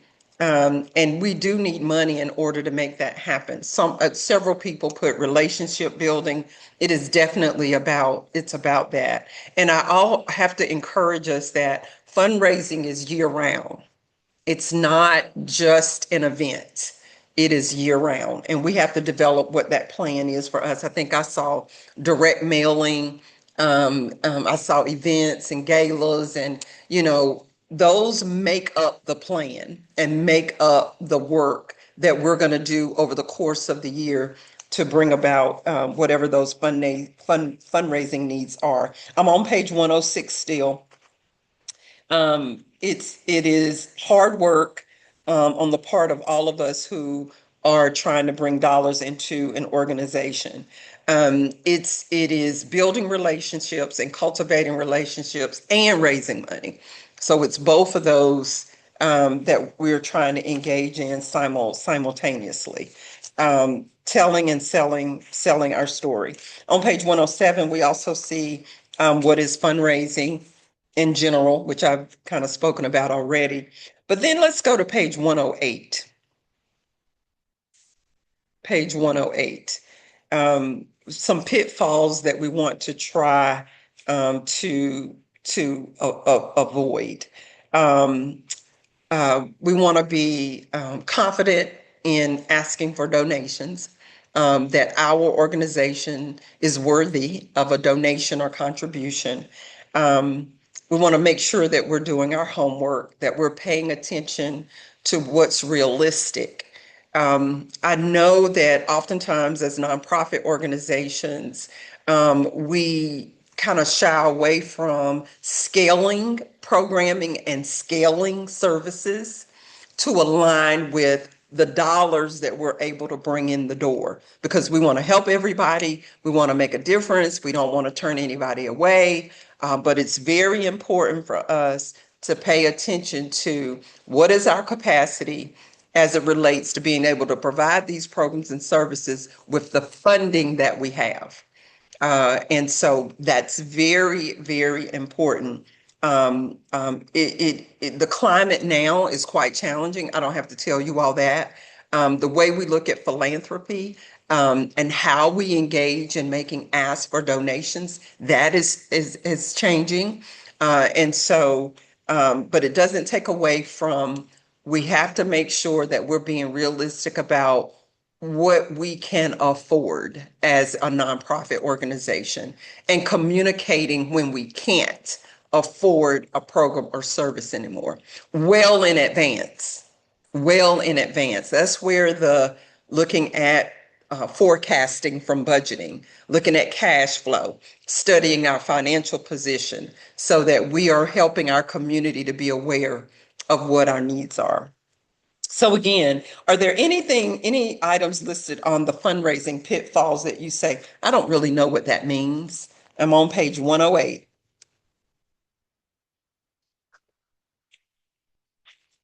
We all kind of good with that? We're going to engage in some hands-on work here in just a minute. Okay. Could I make a All comment right. about the fundraising pitfalls? So, Uh-huh. I was just thinking that one of the things that we've done, and I think it says a lot about an organization, is having board members contact donors and thank them for their donations, and actually getting to know the donors. I think it goes a long way in future larger contributions. Absolutely. That human touch, relationship building, it goes without saying. I mean, and especially for those donors who embrace that. You know, we do have some donors who say, nah, that's okay. No, I'm good. Just want to contribute, just want to, and so that's another part of doing our homework, making sure we know who our donors are and kind of how they would like to be appreciated or or or or not. So that's important for us to think about. Thank you for that. Team, can we go to slide 23? Well, hold on, slide 22, sorry. 23, no, 23 is it. So we're going to look at fundraising stages, but what we're going to hone in on today is prospecting. That's what we're going to hone in on today. One of the areas in all the fundraising literature, when you begin to study and try to understand kind of an approach or building out a fundraising program, it's real important to understand over the course, let's just say of your fiscal year, what are we doing? How are we engaging in fundraising? And so what we have here for you are the fundraising stages: identification, cultivation, solicitation, and stewardship. If you look on page 109, add stewardship as a number 4. But in thinking about our approach to fundraising. We identify opportunities for garnering a donation or a contribution, and then we cultivate that, and then we make the ask, and then we steward that contribution once we receive it. And so I said this earlier. A main key to fundraising is consistency with asking. So having a message and being consistent with the asking message. So whether you use, I saw direct mail in the chat when we talked about what comes to mind for fundraising. So whether you're using traditional marketing tools, brochures, direct mail, appeal letters, traditional, or whether you're a little bit more advanced with your social media, I'll just say synchronizing your social media platforms to kind of help with making the ask for donations. So consistency with the message, and then frequency. Minimally, we're asking people every year to give a donation to our organization. And we're trying to secure those individual donations, and we're trying to secure those individual donations so we can increase our unrestricted funding, so that we can increase our unrestricted funding. And we have some nonprofit organizations that have advanced over the years to where they are well on their way. Even the pie chart that we used at the beginning, when we were talking about financial management, when you really study that organization's revenue, we saw where there's really over 50%, a little over 50% of the dollars coming in are, for the most part, unrestricted. And so we want to advance our organizations to doing that. So identification, we can go to the next. We can go to the next slide. So in thinking about donor prospecting, that's what we're going to work on today. And if you go to your workbook, we're going to go in a breakout here in a little bit too. So I want to make sure that you get ready for that. So we're going to focus on prospecting. We could have covered a whole lot of different aspects of fundraising, but we know that oftentimes it's very, very challenging for us to get all of our key stakeholders involved in making asks for donations. And so we want to kind of walk you through a process to help you think about prospecting donors and identifying donors, more like from a grassroots kind of perspective. This is a traditional approach to prospecting. And so for some of you, it might be a refresher, and for some of you, it may be brand new. So go to page 111 and 111 first, but we're going to be working with pages 111 and 112. Okay. So we want to spend again some time on prospecting. So we in this exercise, we are all one big nonprofit. Okay, we're one big nonprofit organization. We're all down for the cause. We're trying to raise money, and we're trying to determine who are we going to ask for a donation. Who are we going to ask for a donation? And so on page 111, I want you to list, and team, we can go to the gallery view on this. I want you to list 15 people that you know. Just don't think about it long and hard. Just 15 people that you know, you know personally. 15 people that you know personally. Just list their names. You can just use first names because you know them. So just list their names.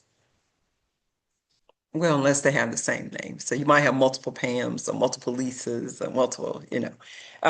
But I'm not going to give you time to think long and hard about it. We want to kind of walk you through this exercise. The way to begin to generate a list of prospects is in this way. So we're going to walk you through this process.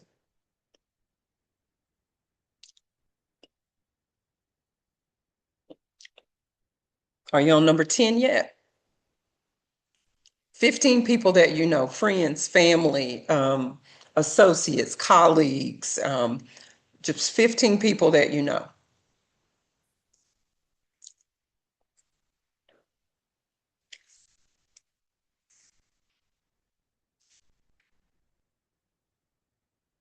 Again, we're trying to move into identifying who can we ask or who should we ask for a donation.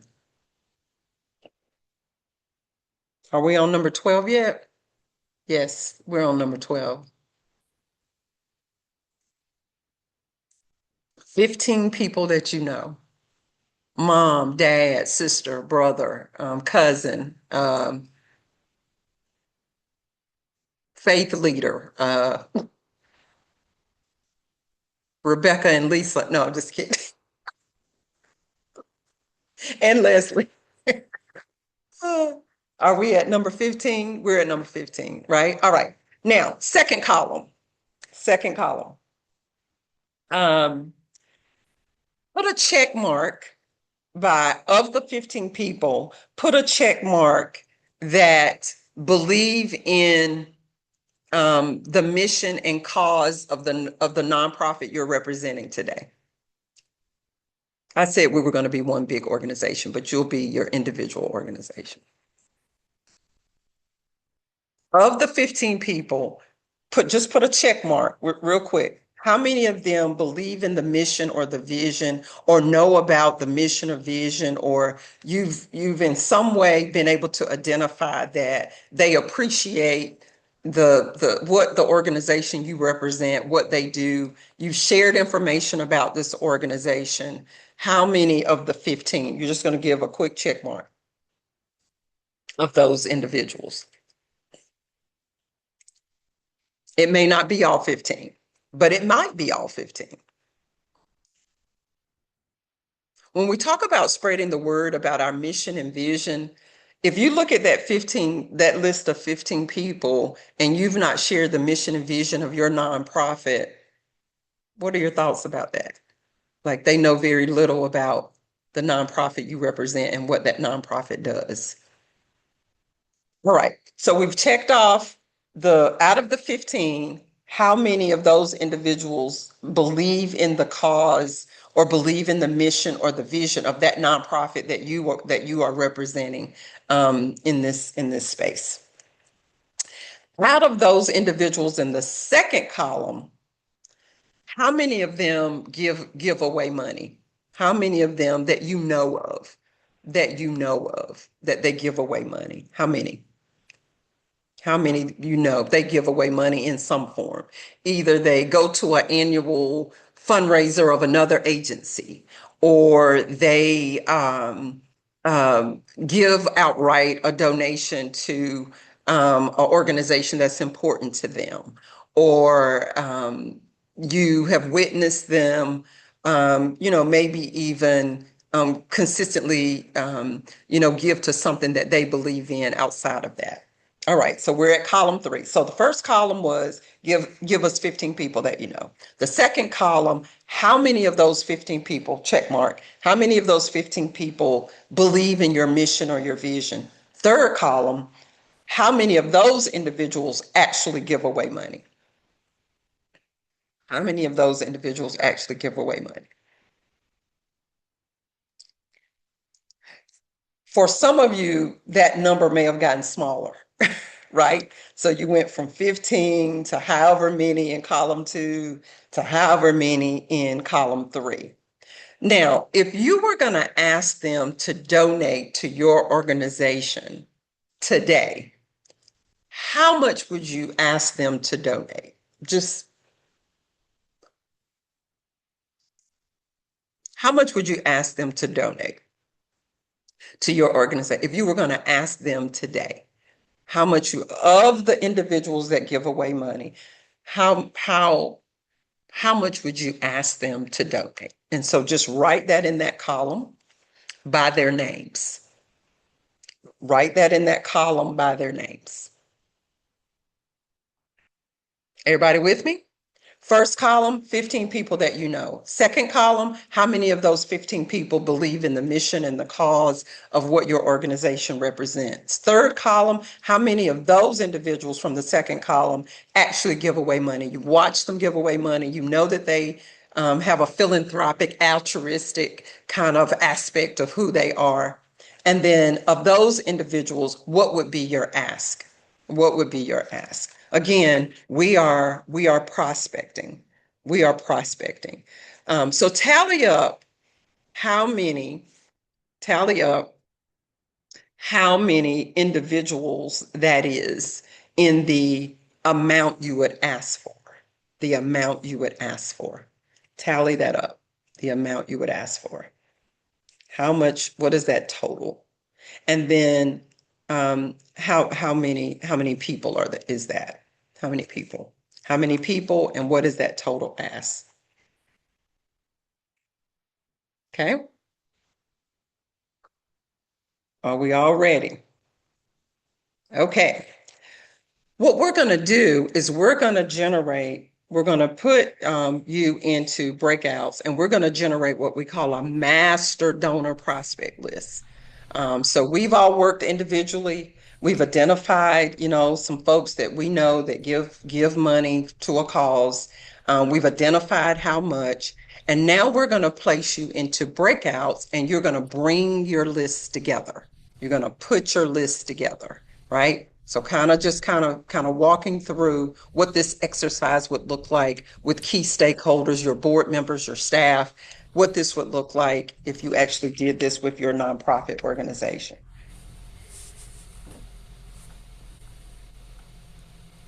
Okay.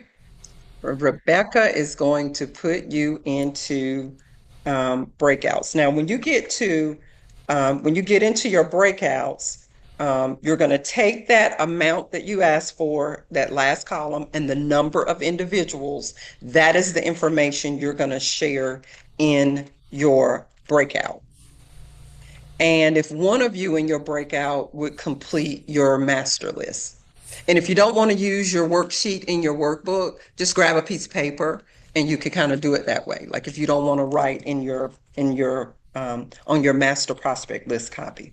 All right. So you're going to transfer all of those names, and then you're going to include that amount, which is the fourth column. So the name of the prospect and the amount to be solicited. Good? Are we good? Are we good? Are we good? You're gonna complete that chart. All right, Rebecca, I'm gonna pass it on to you. All right. Y'all are gonna have to be very efficient because we're running short on time. So I'm Mhm. gonna give you 6 minutes to be really productive in your groups. Does everyone understand what we're asking y'all to do? And when we come back, we're going to have you report back, whoever is your reporter. We're going to put these numbers back together in a tally sheet for a full list of the number of donors and the amount that they're going to give in total. All right, we'll see you back here in about 6 minutes. There we go. All right, Paige, we'll get Paige, you you have after a this question. chat. Did you want to wait till the office hour or did you need your question answered now? Well, Paige? it relates to all of this, but I don't know if it's going to interrupt the flow here. Um, so we don't. I have issues personally, ethically, with like the big donor charts where somebody's a triple platinum donor and somebody's a whatever donor for the amount of money that they give. And I know that's a recognition thing and that a lot of donors expect it, but I have issue with that on an ethical level because I have one little lady who has nothing. She has nothing and she sends me $10 a month like clockwork. And I am more impressed personally by her giving than I am by somebody who drops me 5 grand once every 5 years. Do you know what I mean? And so why should I acknowledge that person, the $5,000 person, more than my $10 person when she's giving everything she has every month? So how do you feel about donor recognition, um, because I have ethical issues with promoting people just because they have money as opposed to them having true support. So here's the mantra, right? Every nonprofit is different, and every fundraising program is going to be different. And all of what we do is grounded in our philosophical backdrop, and also it's grounded in our values and our approach to how we do the work that we do. And so, yes, that plays into how you approach fundraising. And so, if that is the way and the kind of the way in which your organization functions from a value standpoint, then by all means, you craft your fundraising plan, your apparatus, your approach. You craft it in a way that aligns with the belief system and the values of your nonprofit. Every nonprofit is different, and you can decide how you want to set that up based on what you shared. That's my response to that. It is completely up to your organization as to what kind of apparatus you use, what approach you use, even down to what CRM you use. I mean, some like, Bloomerang, some like a little green light. I mean, every decision that you make, just like within a business organization, for example, every decision that you make as a nonprofit organization, you are making it as a collective, and you are making it based on what you value, what your principles are, and so on. And so if that is your position, then I absolutely could see where that would show up and how you go about acknowledging people that give. It's going to be different for each.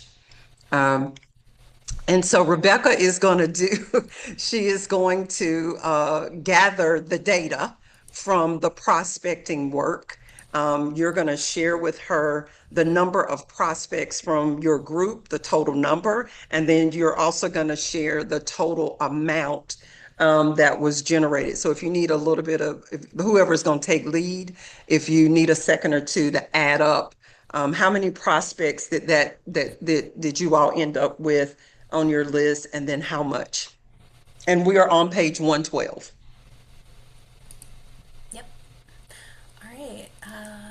Let's have somebody from group one. Number of prospects and the ask amount, your total. Okay, so we got a little sidetracked in group one. We started talking about like methods for, sourcing donors and stuff like that. So we did it slowed us down. But I don't know, we had a few big hitters, so we was kind of up there. The numbers that I did get. Solomon, I did not get your number. So can you tell me your number? 5,000. And mine was Okay. 9,400.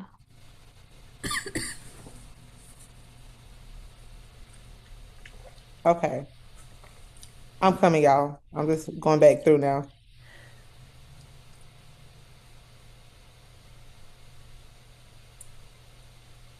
So the total that we came up with was 307,275. Say that again. 300. 307, Three. 275. Yes. Okay. And did you have the total number of prospects that was across No. an estimate? No, It's no, but okay. if everybody can chime in real quick, How I can about do it. how about we have folks put that in the chat and then we'll come Mhm. back to you, Ariane. No Okay. worries. Mhm. All right. Okay. Sorry, group two. Okay, that's me.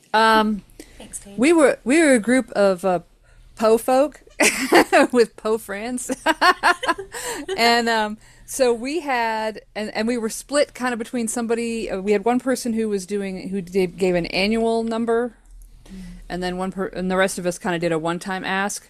So we didn't come up with a lot. We had 21 people for a total of $5,600. Was not a lot. It's all Um, good. It all adds but up. but if I can If we're quadruple if that, we're trying to raise $1 million and we're $5,600 shy of $1 million, then it helps to garner the million. Yep, Thanks, 100%. Paige. Thank Hmm. you. Group three.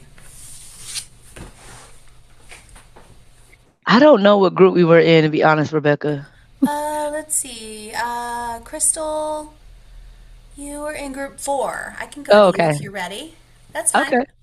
Thank you, Renee. Okay, so group four, we had, you know what? We did not get the number of prospects That's okay. broken down, but we did get the total amount.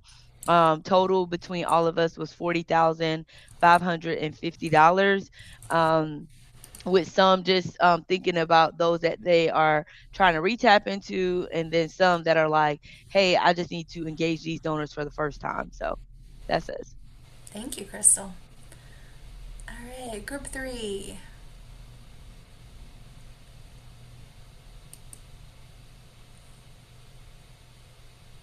I think Paige was actually our group three here. Sorry. Group two. Move this down. Group two, April, Carmen, Kate, Mads, Nefertaria, Sarah. We didn't total. We just talked. We Okay. we talked about we talked about we talked about how many some of us had on our list and how many some of us how much money we thought we would get, but we didn't do a total. So Okay. I know if folks want to throw their stuff in the chat and I'll pull it together right quick. Okay. Sounds good. If you're for Carmen, go ahead and add your information in there in the chat if you can. No stress though if it's too much of a scramble. Group five. Group five was Amy, Markia. I think I can go. Okay. Yeah, we had 32 people and we Okay. had a total of $51,400. Okay. Thank you. And I'll just say that this is kind of how it is. If you're doing this with your board, sometimes you Yep. get their list back and they're like, I didn't do Yep. it. I was talking to so and so y- about, Yep. how we're going to prepare for this event or how we're going to get Hmm. volunteers here if it's a working Hmm. board. So this is how it goes. Hmm. This is Amen, how it goes, Rebecca. and it's all good. Group Hmm. six. AJ, Angela, Cheryl, Jackie, Jamila, Johanna. Okay, so like the other ones, we did a lot of chatting.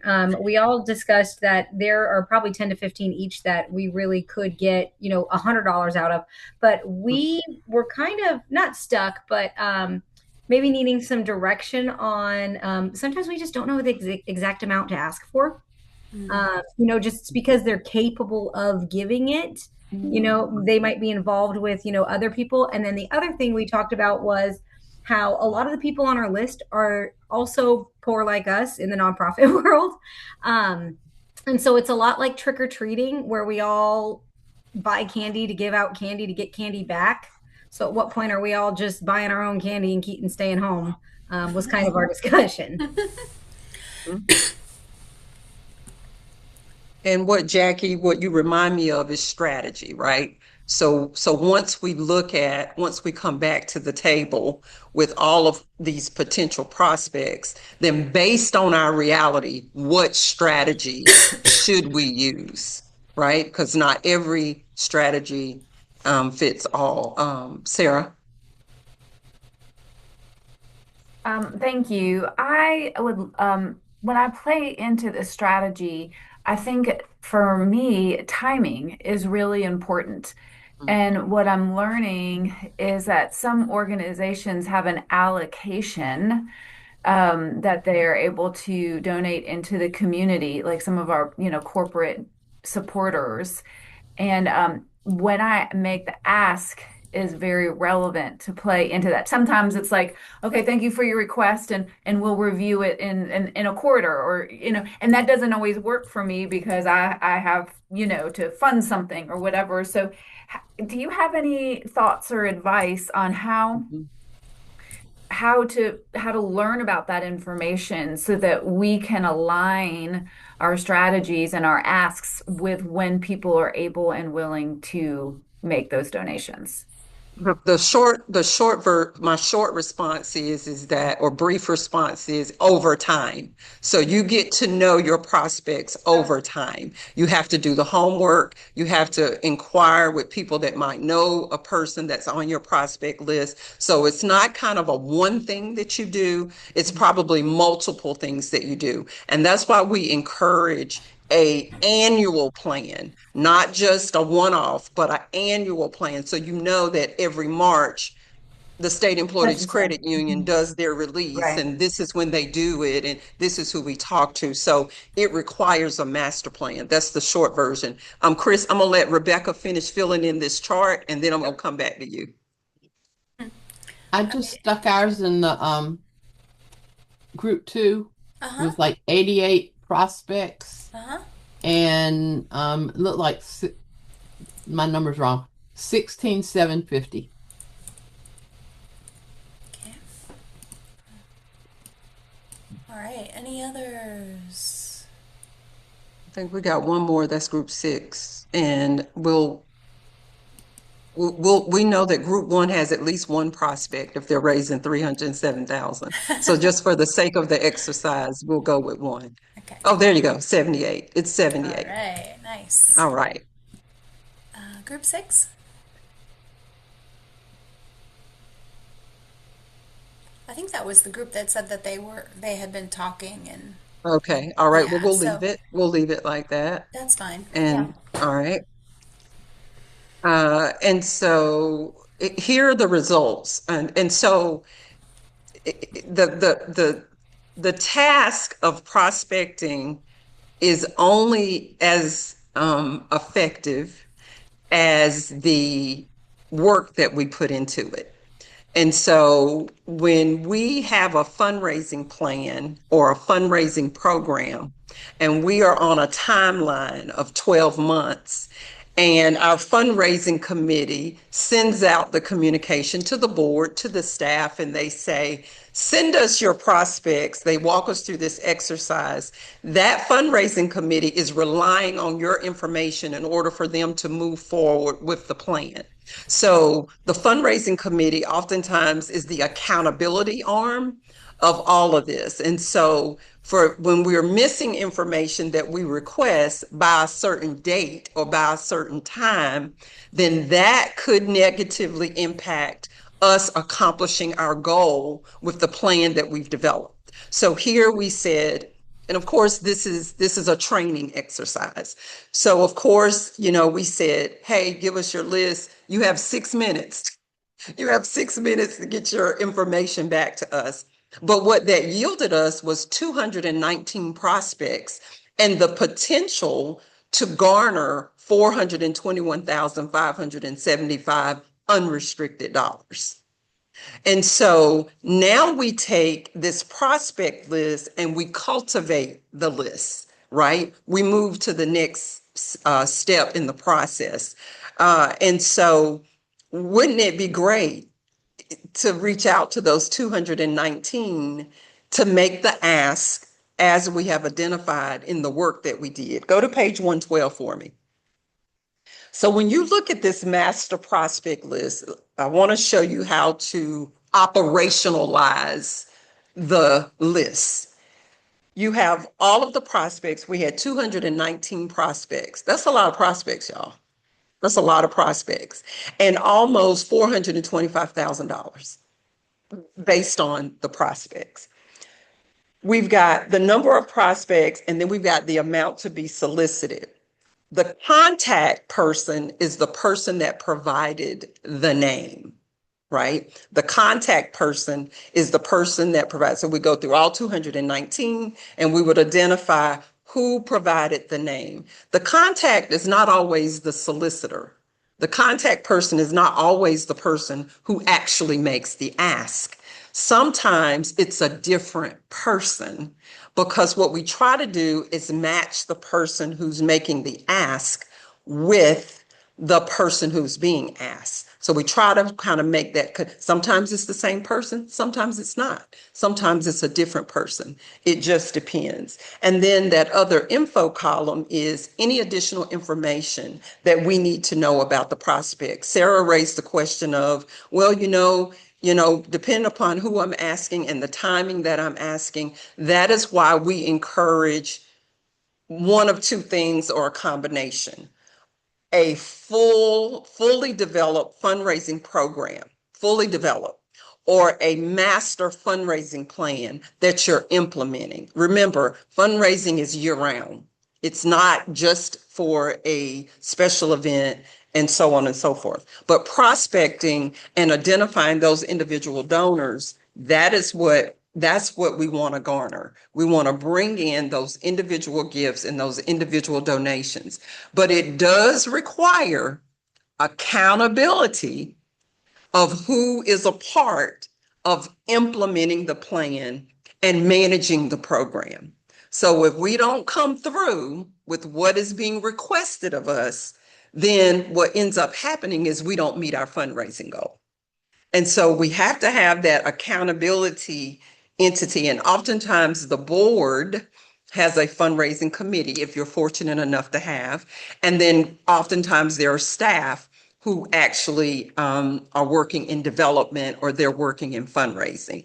And so if you're fortunate enough to have those two pieces kind of working, then that's great. Minimally, we should have board members that are engaged in fundraising, and there should be an established committee that's focused on that. And if we don't have that, then we should be working towards to establish that. Very important. Very, very, very, very important. It's a plan that we're managing and that we're implementing.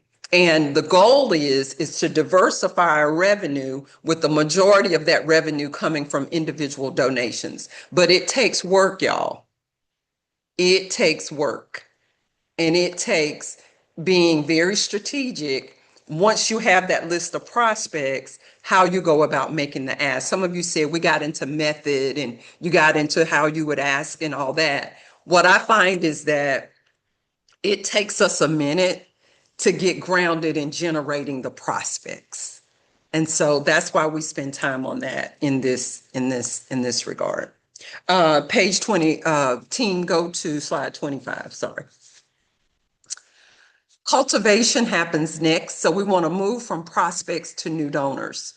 So we actually want to make the ask. If you go back to page 112, remember we have 219 prospects.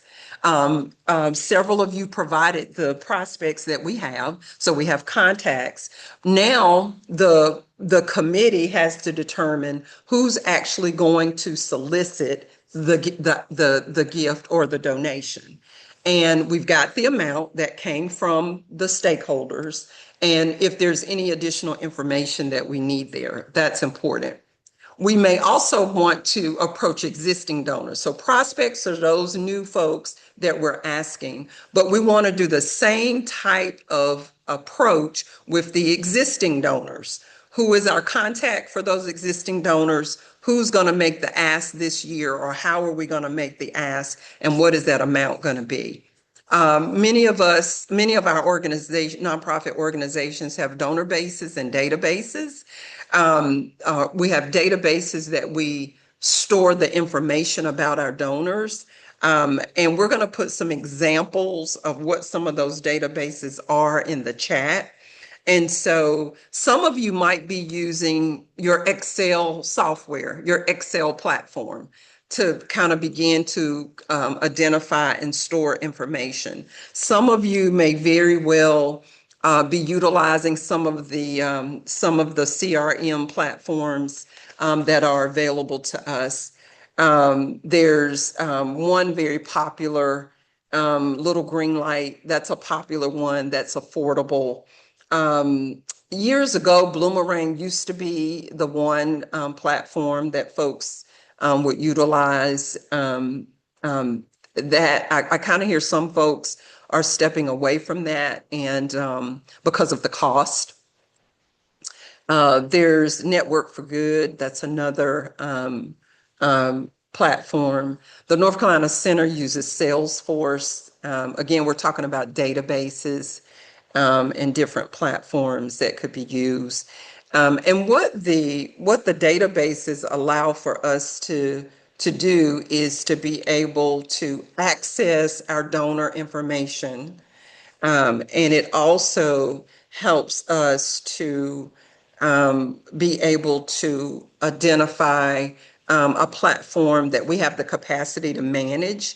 Because what might work, a platform that might work for one agency might not work for another, just because we don't have the capacity or the skill set in-house to manage those databases. So that's important to keep in mind. Once we have all of our donors kind of in one place, and we can see these 219 prospects, and we can see information about each of these prospects, then we can begin to communicate with those donors and decide how we're going to approach them for the donation that we ask for. So that's important. So we have to make the ask. If you go to page in your workbook, go to page 113. We've just got some tips here in that relationship building. Team, we can go to the next slide. People Rules of Fundraising. That's a resource that we have there for you. Um, we know that people do give to people, but as I mentioned before, there are times when I've provided a contact for a donation, but I wasn't necessarily the person that made the ask. It was someone else that made the ask. That was a part of that nonprofit's actual program and how it works. We want to make sure, that we have an approach to that. And then also, there's what is called the Donor Bill of Rights. That's on page 114. And this is just some best practices or some ways in which we need to think about the donors that are giving to us. And so that's important to keep in mind. Absolutely, you can use the Donor Bill of Rights, and we put the source is at the bottom also of page 114, so you can tap into it that way. But that's important to think about. But we want to maintain donor relations. Page 116. Let's go there. You only get money if you ask for it. And so there are a variety of ways that we can ask for money. Minimally, we should have an annual way of a campaign. So a specific time where we are being real assertive and we are being very intentional about going out and asking for donations. Many of you receive United Way grants. Well, United Way has a full-blown fundraising program. It has a full-blown fundraising apparatus. There's a certain period of time where they're fundraising, and it begins and it ends. But fundraising does not stop the rest of the year. That is just the time where they have earmarked as their time to raise those dollars within that certain amount of time. And so once we have those prospects, once we know who's going to make the ask, once we've decided how we're going to ask or what approach we're going to take, then from there, we then solicit that gift, or we solicit that donation. Once we've received the donation, then we are expected to steward that gift. So we have to manage the funds. We can go to the next slide. We have to manage the funds, go back to those donor bill of rights in terms of our giving and how we give, and then to what degree do we donate? To what degree do we recognize the donors in their donation? So donor recognition, managing funds, our giving guidelines, for example, might require us to, I think Chris brought this up earlier, and Chris, I'm going to come back to you. Chris brought this up earlier when he talked about, showing appreciation to donors and thanking them. That may be in your protocol, a way in which you go about doing that. So that's important to keep in mind for your um, in terms of how you acknowledge folks and thank them and recognize them. Go to page 118 in your workbook. Absolutely. Yes, Doreen, that would be a yes. That would be a yes. So go to page 118, and what we've provided for you here is a worksheet.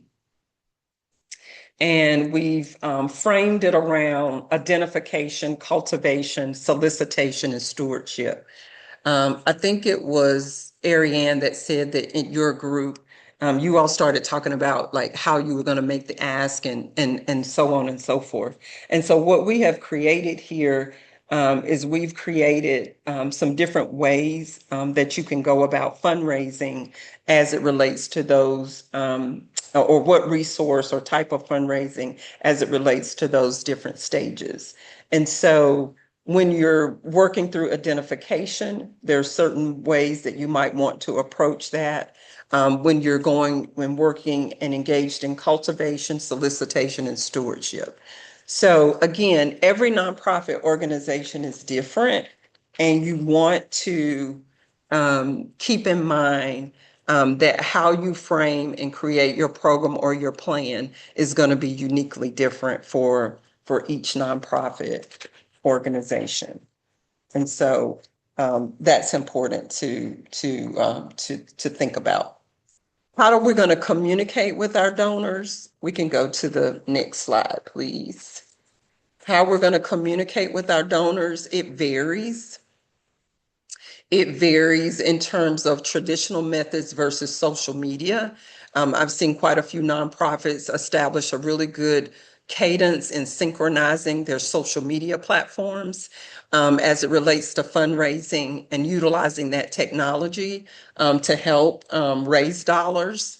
That's different than 10 or 15 years ago. Many of our nonprofits use a hybrid approach. We are engaged in traditional events and galas and breakfasts and brunches and lunches, and as well as using some of the more formal, using some of the social media approaches too, or methods as well. Who are we communicating with? Our donors, our grantors, our volunteers, our board members, our staff, and the community at large. Go to page 120 in your workbook.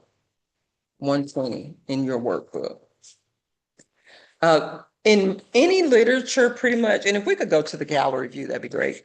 In most of the literature that you're going to review, or fundraising workshops that you participate in, the giving pyramid is kind of fundamental.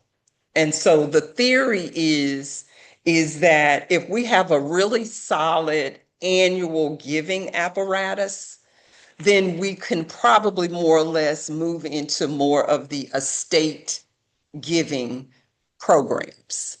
And so the idea, if you look at page 120, let's build our annual giving apparatus. So what does that mean? That means that we have a donor base, whether it's 10 or 10,000.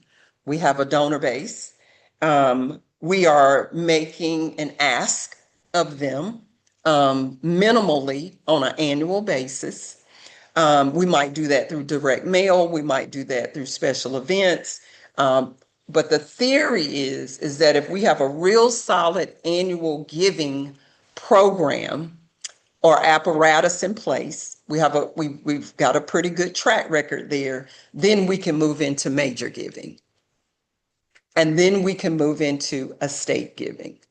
So that's kind of the theoretical framework for kind of growing your fundraising asks in terms of dollar amount, and then also in terms of, let's just say, estate giving. So annual giving, major giving, estate giving.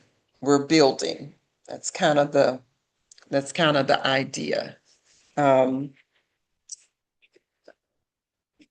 Crystal, I see your question, and I don't have a yes or no for that. I don't know enough about what your current capacity is to know if that's something that you need. Because you want to look at all your stakeholders. And then when you could do a thumbnail sketch of what your plan is and then, or what you're thinking your plan might be, let's just say for a 12-month period of time. And then you look to see what resources, what assets do you have? So that's how I would answer that question, not a yes or no. Here's something awesome about what's in your workbook. If you look at page 120 and you look at page 122, we give you the um, um, narratives for each of those to just kind of help to, so that when you walk away from our work here today, you'll have that at your disposal. So pyramid of giving, types of giving programs, there are three, and then the types of fundraising under each one of those areas is where we are with that. The other thing I'll add before we kind of bring our work to a close today is I'll add, so outside of fundraising, think about grant writing and earned revenue, and maybe a little social entrepreneurship. So I'm going to repeat. Consider grant writing, earned revenue, social entrepreneurship as some additional fund development strategies. Additional fund development strategies. It is very important to engage your board. For those of you that have new nonprofits, it's very important for you to start off that way. Boards should help lead fundraising. They're instrumental in that, and especially when you have a small staff. Now, the organization that we presented in the financial management section of our work today, that was a large organization, obviously, large staff, all the moving parts, all the key roles. But when you're smaller, or you're grassroots, or you're a startup, I just think it's important to engage the board at the onset. A board of directors should have a fundraising committee. And there should be some staff that work along with you there. Um, And every board member should be donating, in my opinion. exactly. Exactly. Chris, did you forget your question? I hope you didn't. Did you? I did not, no. If Okay, what was your question? it wasn't a question as much as a Mhm. comment, I love that exercise of listing 15 people because I think sometimes we think of our donors as those major donors, but we forget that we might know 15 people around us that we just haven't worked on and at least spoken to about what we're dealing with and what our organization does. And I feel like we forget about the people we're closest to cultivate them into becoming donors. Absolutely. You're exactly right. And, I oftentimes, when I'm consulting with nonprofits on an individual, like micro level, there's a sense that there's this magic to it, like that there's this formula that is going to just make it happen. Mm. What makes it happen is we ask for the donation. That's what makes it happen.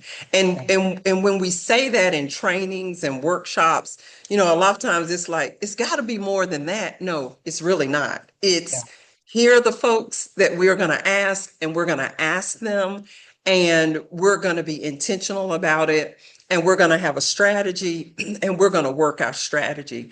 Yeah. And what happens is we'll get off to a good start, and then we'll fall back. And every second that we're not doing some work towards raising money, we are losing stride. And it is so important, and I could go on and on about that, like for the rest of the the the the day. But Yeah. Yeah. it is that it is. Pamela Palmer is a prospect. She believes in education. She gives to XYZ on an average of whatever amount. This is the amount you should ask her. Someone has to call and ask her. Hmm. If no one calls and asks or emails or whatever it is, or however you do it, it's not going to happen, folks. There's no way around that part of it. It is literally just that practical. And who are we involving? Oh, there was a question. It was grant writing, earned revenue, and social entrepreneurship. And team, I'm going to turn it over to you in just a second. The keep in mind we're going to involve paid staff, volunteers, the board. If you can afford a consultant, by all means, go that route. If you can afford a development person on your team, go that route. But we do have to engage people in that process. And so my time is up. And thank you all for kind of rolling with us today. And team, I'm going to turn it over to you. Great. Thanks, Dr. Palmer. We covered a lot today. As everyone's head spinning a little bit? We'll close up here fairly quickly to keep things moving, but we'll be sending out the follow up. As I've noted with for some of you that are asking for certain things, we do provide a link in all of our wraparound emails that has a link to our extranet. Where we store any handouts, any things that we put in the chat, the session pages in a PDF or a PDF format that's outside of your workbook, your physical workbook. If you need to download those for any reason, we do ask that you complete our evaluation, which a lot of you have been doing. We really appreciate the feedback. It really does help us, and we do review that weekly. It's a nice way for us to check in and see how you're doing and where we can improve. So thank you for doing that. As a reminder, we've got our LinkedIn group. I'm going to put this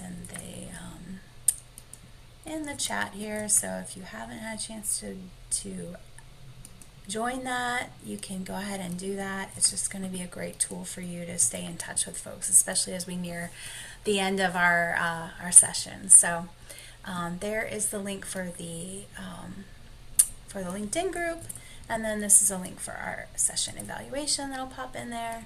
Our last session is next week, Human Resources and Graduation on May 12th, and a bit, just to cover a bit of graduation prep, wanted you all to know that we'll be sending out a link from a company called Montage that we utilize to develop a graduation video, and it's just a chance for you to answer one of the prompts, record yourself talking about what the class has meant to you, some well wishes for your fellow cohort members, and then we put that all together to show as part of our graduation at the end of next week's session.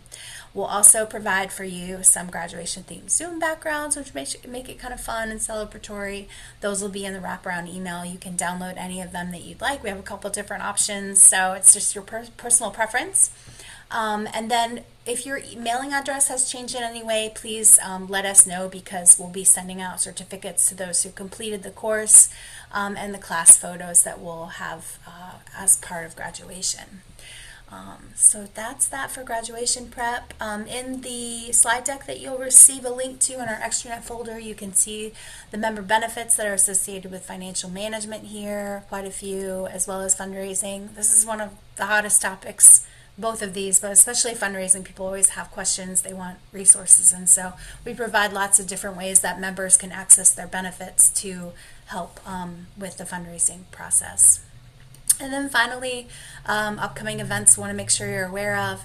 We do have 2 more nonprofit policy conversations coming up. If you're interested in going to any of those, you can go to our website under signature events and learn more and register. low barrier to access those, so feel free to go ahead and register and join us there in person for any of those dates. And then one final plug for our Building Future, Resilient Futures event. Sam, it was a pleasure meeting you at the Asheville one. I know it was great to talk to you and see your face there. So thanks for joining us. For others of you that are interested in that program, you can find that also under the signature events on our website. We've got one in Wilmington coming up this month, as well as Charlotte, and then our final one in Greensboro on June 3rd. And so, with that, I'll go ahead and we'll say goodbye to you, and we're looking forward to our last session next week. And folks that want to stay on for some office minutes, you can stay on with us, and we will stop the recording. Thanks, You all everyone. have a good remainder of your week. Take a little break after that workout.